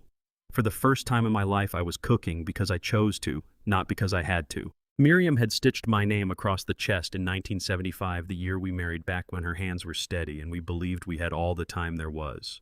The thread had softened from deep blue to a quiet gray, but every stitch still held. I'd found it 3 days before the opening at the back of my closet in a box wrapped in tissue paper, as though she'd set it aside, knowing I'd need it again someday. Opening day at Miriam's kitchen. Mid-November. 6 weeks after everything had come apart and somehow slowly begun pulling back together. The community church had a working kitchen in the basement. Not polished, but solid. 4 burners, 2 ovens, a commercial reach-in cooler, enough counter space to serve 50 people twice a week. Keely Farnham stood beside me prepping vegetables. Her catering company had refused to let her go after the public rallied around her for filming that video. But she'd walked away herself, said she wanted to work somewhere that meant something. She was here Tuesday and Thursday evenings helping me feed children. Pastor Leonard Obert stood at the entrance with the ribbon and scissors, waiting for the families who'd been lining up for the past 20 minutes. "Miriam's kitchen is open," he announced, cutting the ribbon. "Because one man decided that dignity matters more than comfort. Walter, it's yours." The families came through, parents with tired eyes and children with bright ones. I served baked ziti and roasted chicken and collard greens and cornbread, always cornbread, and watched plates fill and hands reach and mouths smile. A boy maybe 8 years old looked up at me while I was spooning food onto his tray. "Are you the grandpa from the video?" he asked. His mother touched his shoulder, embarrassed. "Denny, that's not polite." "I'm just the cook," I said, holding his gaze. "You want chicken or ziti?" "Both," he said. I gave him both. That was what Miriam would have wanted. Not the attention, not the recognition, not the vindication or the viral videos or the national coverage that had taken my private humiliation and spread it across public discourse. Just this feeding people. Not for a paycheck, not because someone put me on a schedule, but because it meant something. The embroidered thread on the apron had softened from deep blue to a quiet gray, but every one of Miriam's stitches still held. 8 weeks after the opening, a Thursday evening in late December, Keely and I were cleaning up after service. The families had headed home. The kitchen had gone quiet, just the sound of running water and plates clinking against each other. "Mr. Grady," Keely said, drying a pot, "can I ask you something?" "Of course." "Why did you always set a tray aside for me on Fridays back at Lincoln High?" I stopped dish still in my hands and looked at her. She was 23 now, college student, working part-time to cover tuition, same as she'd been doing since she was 12 years old. "Because you always came in last," I said. "The ones who come in last are usually the ones who need it most." She was quiet for a moment, set the pot down carefully. "I was always last because I had to stay after school for makeup tests," she said. "My mom worked 2 jobs. There was nobody home to sit with me on homework, so I'd fail and have to retake everything during lunch. By the time I got to the cafeteria, the trays were picked over." "I know," I said. "That's why I saved you one." "I never thanked you." I smiled. "You already did. Just took you 20 years to get around to it." She looked at me, not quite following. "At the wedding," I said, You tried to warn me. You filmed what happened. You put your job on the line standing up for me. That was your thank you. I just didn't recognize it for what it was until now." Keely's eyes went wet. She didn't cry, just stood there with the dish towel in her hands, understanding something that hadn't been clear to her before. "Kindness is bread dough," I said, turning back to the sink. "You never see it rise while you're watching. Then you step away and suddenly it's doubled." We finished the rest of the cleanup in easy silence. That night I drove home through Charlotte streets that felt familiar again. Not the way they'd felt 6 weeks ago. Nothing would ever be exactly as it was, but familiar. The way old, worn clothes feel familiar even after you've gone through something hard while wearing them. I thought about circles, about how you set a tray aside for a hungry teenager, and 20 years later she stands up for you when it costs her something real. About how you carry a 7-year-old out of a fire, and 34 years later he gives the order to have you walked out of his wedding. About how certain kindnesses compound over time and certain sacrifices just corrode and you never know which is which until time makes it plain. I thought about Caleb. He hadn't called since that Tuesday he'd appeared at my door with nothing left to say. Hadn't written, hadn't reached out. I'd caught pieces in the news that Diane had gone back to her family's estate, that Grady Capital was under strain, that investors were pressing questions about founder character and company culture. But I had no idea what was going on inside Caleb's head. Whether he was doing the work he needed to do. Whether he even could. I pulled into the apartment parking lot and sat in the car a moment before going in. I thought about Keely asking why I'd kept those trays for her, about her spending 20 years not knowing that someone had noticed her, had made sure she didn't leave hungry. And I wondered, will Caleb remember? 20 years from now, will there be a random Tuesday when he's 54 and I'm gone, and something breaks open in him, and he finally understands what it cost me to give him everything? Will there be some meal, some forgotten sacrifice that suddenly lands with full weight? Or will he just keep moving ahead, building his next company, telling his next origin story? Still certain he really did do it all on his own. I didn't know, but I knew this. I'd done what was mine to do. I'd protected grandchildren who might never exist. I'd drawn a line with something close to compassion. I'd built something that carried Miriam's name, something that would go on feeding children long after I was gone. I'd stopped waiting. And maybe that was enough. 2 months after the wedding, I found an envelope in my mailbox. No return address, just my name in handwriting I would recognize anywhere because I was the one who taught Caleb to write cursive when he was 7. I stood on the front porch holding it for a full minute before I went inside. The paper was thick cream stock, the kind Caleb always favored for anything that mattered. My hands weren't steady when I opened it. "Dad," it began. Not Walter, not Father, just Dad. "I need to tell you something I should have said at the reception, but I was too much of a coward. When the event coordinator showed me that photo, you in your server's vest, standing next to the champagne table, I told her I had no idea you were working there. I acted shocked. I let everyone believe I'd been blindsided." I sat down at the kitchen table. Morning light came through the window at the same angle it had for 27 years. "That was a lie," the letter went on. "I knew you were on the serving staff 2 weeks before the wedding. The event coordinator, Melanie, sent me the vendor list, and your name was right there under additional evening service personnel. I saw it, I read it 3 times, and then I deleted the email and decided to act as though it had never arrived. My coffee had gone cold. I couldn't remember making it. I told myself you'd pull out, that you'd see how uncomfortable it would be, and back out on your own. I told myself it was your choice to take the job, so whatever happened was your responsibility. I constructed this whole story where I was the one being wronged, where your being at my wedding as hired help was something you were doing to me, not something you were doing for yourself because I'd made it impossible for you to come any other way." The handwriting grew messier toward the bottom of the second page, like he'd been writing faster than he could think. "The truth is, I couldn't face what it meant. If I admitted that you were working my wedding because you couldn't afford to attend as a guest, I'd have had to look at everything else I'd spent 34 years looking away from. The apartment you lived in, the car you drove, the fact that you bought my textbooks but wore the same 3 shirts for a decade." I got up and opened the cabinet above the refrigerator, the one I never use for anything practical. Inside were 3 things: Miriam's apron folded with care, the program from Caleb's college graduation, and a photograph of the 2 of us from his 8th birthday, both of us dusted in flour from trying to bake his cake ourselves and making a spectacular mess of it. 3 things. 3 decades. One truth I'd been holding by myself. "I chose not to see," Caleb wrote, "because seeing clearly would have meant changing. Calling more often, coming by. Asking whether you needed anything instead of assuming you were fine because you never once complained. It was simpler to believe you were content with less that you didn't want, Moore didn't need more than to admit I'd become the kind of son who let his father work the catering staff at his own child's wedding. The letter continued for another page. He talked about the fire, about 27 years of believing I held him responsible for Miriam's death because I'd never directly told him I didn't. He talked about Stanford, about how he'd felt proud and guilty at the same time, and how that guilt had eventually curdled into something that felt like resentment because resentment was lighter to carry than gratitude. "I'm not asking for forgiveness," he wrote near the end. "I'm not sure I've earned the right to ask. I just needed you to know that I saw you. I've always seen you. I just didn't have the courage to keep looking." No signature, just a phone number at the bottom, not his cell, something different. A line I could reach him on if I ever decided to make that call. I folded the letter and placed it in the cabinet alongside the other 3 things. Then I drove to Charlotte. Miriam's grave is in a small cemetery just off Albemarle Road beneath a maple tree we chose together in one of our better years. I hadn't been there since I opened the kitchen, hadn't needed to somehow, but I needed to now. The ground was cold and damp beneath my knees when I knelt down. Someone had left flowers recently. I didn't know who. Maybe Keeley.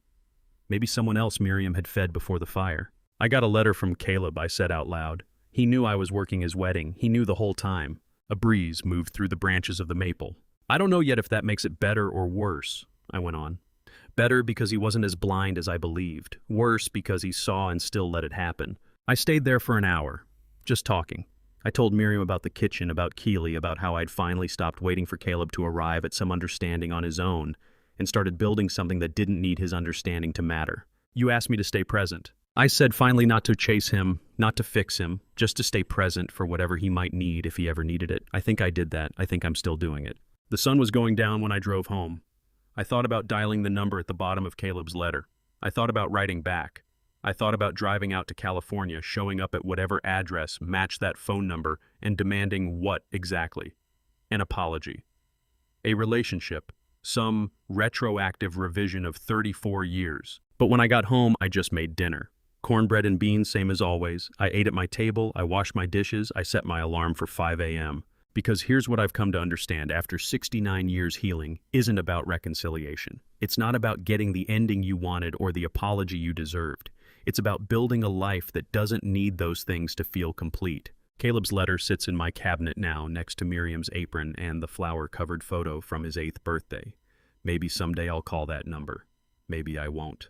Either way, I'll still be up tomorrow. I'll still bake cornbread. I'll still open the kitchen door on time. That routine, that plain honest rhythm is enough. 6 months after my son's wedding, nobody recognized me anymore. I was just Mr. Walter, the cook, who always tucked a little extra cornbread onto the trays of the kids who came in last. The viral moment ran exactly 3 weeks. Then the algorithm moved on, and so did everyone else. By December, I was back to being invisible, which was precisely what I'd wanted from the beginning. Tuesday morning, 5 a.m. The kitchen held the smell of yeast and coffee and the particular warmth of cornbread in commercial ovens. I pulled 6 trays from the top rack, set them out on the cooling counter, and turned to the oatmeal. Same routine I'd kept for 6 months. The same rhythm Miriam had held for years before she died. Keeley arrived at 5:30, tied her apron without a word, and started in on the fruit. We'd found a system between us. She handled prep, I handled the cooking, and neither of us burned energy on conversation that wasn't needed. It worked. By 7 o'clock, the line was forming out front. 30 people, maybe 40 families with small children, a few older folks who came as much for the company as the food. 2 teenagers I recognized from the high school nearby, probably missing first period. I unlocked the door and stepped to the side. They came in quietly. No jostling, no rush. That was something I'd taken from Miriam's old notebooks: treat people with dignity, and they'll usually give it back. We served cafeteria style. Oatmeal in the big steel pot, biscuits and cornbread in baskets, sliced fruit on platters, coffee and juice at the end. "Morning, Mr. Walter," a woman said as I ladled oatmeal into her bowl. "Morning, Donna," I said. "How's your daughter?" "Better. The fever broke." "Good. Extra cornbread today. Take 2 pieces." She nodded, grateful, and moved down the line. That was the whole exchange. No speeches, no explanations. Just food and the quiet understanding that sometimes people need a little more and that's nobody's business but theirs. By 8:15, the rush had eased. Keeley was refilling the coffee urn.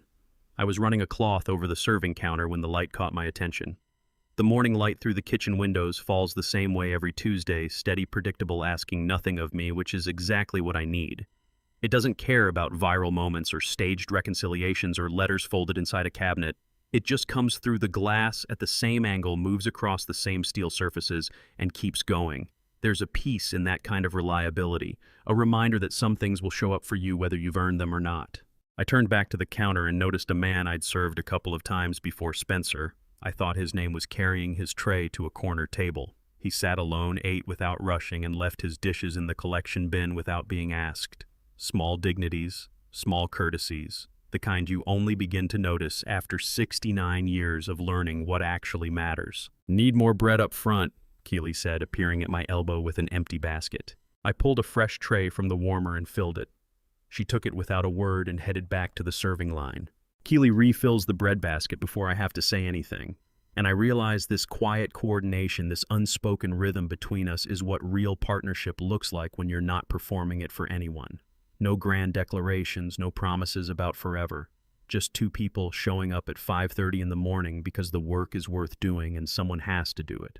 By 8:45, we were nearly finished. The line had thinned to 3 people, an elderly man I recognized from the Baptist church down the road, a young mother with a toddler balanced on her hip, and a girl of maybe 8 at the back standing in a jacket 2 sizes too big with a tear running up the left sleeve. The girl waited her turn.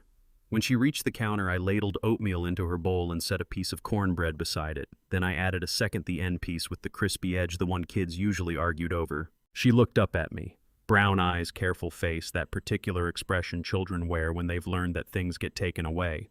"Thank you, sir," she said quietly. "You're welcome, sweetheart," I said. "Same time Thursday." She nodded and carried her tray toward the tables, holding it with both hands slowly, deliberately, the way you carry something you're afraid might disappear if you're not careful enough.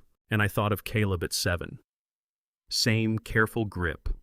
Same quiet gratitude, same worn jacket. His had been blue, hers was gray, but the wrong size in the same exact way. That year after the fire, when I was working 3 jobs and still couldn't stretch the money far enough, Caleb had carried his school lunch tray exactly like that, gentle, careful, like he was afraid to take up too much space. I used to wonder if he remembered those years. If he remembered being the kid who came in last, who needed extra, who said thank you in a voice barely above a whisper. Now I know he remembered. He just spent 30 years trying to forget. I watched the girl Lily, someone had called her earlier, sit at a corner table. She ate slowly, drawing the meal out. When she finished, she brought her tray to the collection bin, said, "Thank you again," and slipped out through the side door. The memory of Caleb at 7 didn't hurt the way it used to. It was just a fact, now, a moment in time that had shaped both of us differently. I'd learned to keep showing up. He'd learned to act like he'd never needed anyone to. Maybe someday he'd find his way to something else. Maybe he wouldn't. Either way, I'd still be here Thursday morning at 5 a.m., pulling cornbread from the oven and putting extra pieces on the trays of the kids who come in last. Because that's what you do. You show up, you serve, you give what you have to people who need it, and you don't keep score. I turned back to start the cleanup. That's when the kitchen door opened and someone I wasn't expecting walked in. It was Keely's daughter stopping by to drop off her mother's phone. Simple as that. She handed it over, said thank you, and left. The door swung shut. The kitchen settled back into its familiar quiet. That afternoon, while I was wiping down the counter, I looked up and saw a boy's face pressed against the kitchen window. 9 years old, maybe 10 eyes fixed on the last box of cornbread like it was the only thing in the world that existed. He didn't knock, didn't wave, just stood there with his hands cupped around his face to cut the glare, staring through the glass as if he were memorizing something he knew he couldn't have. I recognized that look. I'd seen it in the mirror 40 years ago. I set down my towel and walked to the window. When our eyes met, he flinched, ready to bolt. I raised one hand. "Wait."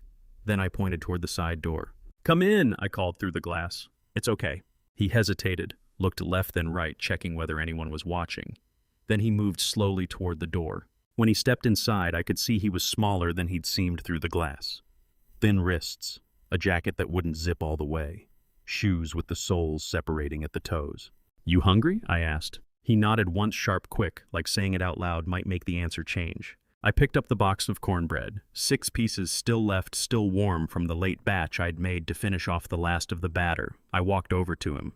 "It's yours," I said, and placed it in his hands. He looked down at the box, then up at me, then back at the box. "All of it," he whispered. "All of it." I expected him to open the box right there to eat a piece or two the way most kids would. But he didn't. He tucked it inside his jacket, pressed it firm against his ribs, and zipped the jacket as far as it would go, hiding it, protecting it, carrying it somewhere else to someone else. And I understood. He wasn't hungry only for himself. Or maybe he was, but someone else was hungrier. Someone at home waiting. A younger brother or sister. A parent who went without meals so he could eat. Someone for whom this mattered more than it did for him. That's what Caleb used to do. 7, 8, 9 years old, he'd take the extra food I'd pack in his lunch, granola bars, crackers, whatever I could stretch to, and bring it home untouched. I never asked who it was for. He never said.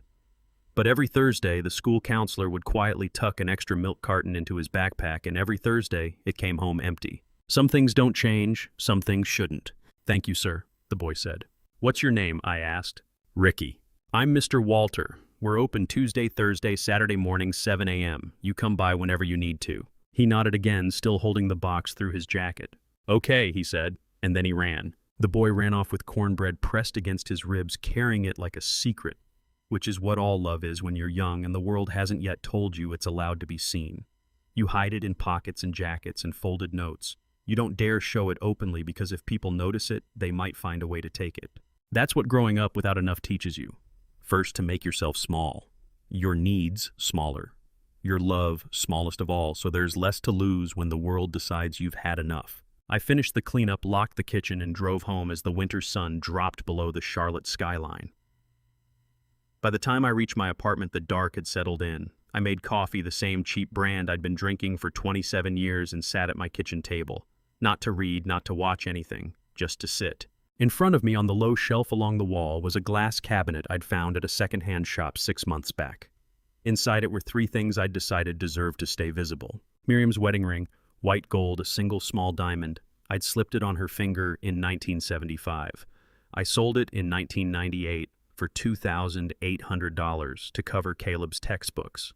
I bought it back 3 years ago from the same pawn shop on Market Street for $3,200.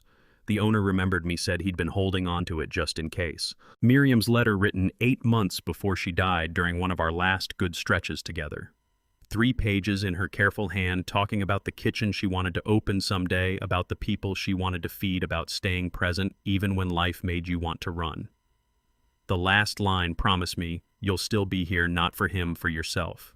Caleb's letter, the one that arrived 2 months after his wedding, admitting he'd known I was working his reception, admitting he'd chosen blindness over confrontation, admitting all the things I'd stopped needing him to say by the time he finally said them. 3 things. 3 different shapes of love, the one I married, the one I lost, the one I'm still learning how to hold. I don't open Miriam's letter tonight, or Caleb's, because some nights you don't need to read the words. You just need to know they exist, that they were written, that someone tried. That's enough. It has to be enough. I drink my coffee. Bitter and barely warm, same as always. Outside the window, Charlotte lights flicker in the distance. I've been here 27 years, and sometimes I still have to remind myself which city it is that holds me. The lights scatter out across the skyline like stars that have lost track of their constellations. Every one of them, somebody's kitchen, somebody's table, somebody's quiet end to a long day. I think about Ricky with cornbread hidden against his ribs, about Lily with her careful, 2-handed grip, about Caleb at 7 before the world got around to asking him to be somebody else, about Keely showing up at 5:30 in the morning without needing to be told, about the way the light comes through the kitchen windows every Tuesday, steady the same as always, asking nothing of me. I think about Miriam, about promises, about what it really means to stay, not to fix, not to chase, not to hold out for some future moment when everything finally clicks into place. Just to stay, to show up, to bake cornbread at 5 a.m. and put extra pieces on the trays of the kids who come in last. If you've stayed with me all the way to the end of this story, thank you, truly. I know your time is worth something. This one cost me more than I expected to tell. Looking back now, I think the hardest part wasn't the humiliation at that wedding or the letter or even the silence that followed. It was the years I spent handing everything I had to someone who learned to accept it without ever learning to see it. I believe God allows certain reckonings not to break us, but to finally free us from the waiting we've mistaken for love. That's what Miriam saw coming long before I was willing to. If this story of grandpa revenge and a father's quiet endurance leaves you with anything, let it be this. Do not confuse sacrifice with devotion. Giving everything to someone who never looks back is not love. It is disappearing by degrees. Set down what is not yours to carry. Some people's understanding will arrive too late or not at all. Build your life so it does not require their arrival. Kindness compounds in ways you cannot predict. The tray you set aside for someone today may come back to you 20 years from now when you need it most. And protect the ones who come after. The future is worth more than the wound. If any of these father stories have touched something in you, a memory, a person, a hurt you've been carrying quietly, I'd be glad to hear about it in the comments below. Share this with someone who needs to be reminded that dignity does not depend on being recognized. And if you haven't already, stay with us here at Grandpa's Revenge. There are more stories to tell. Thank you for being here. I'll see you in the next one.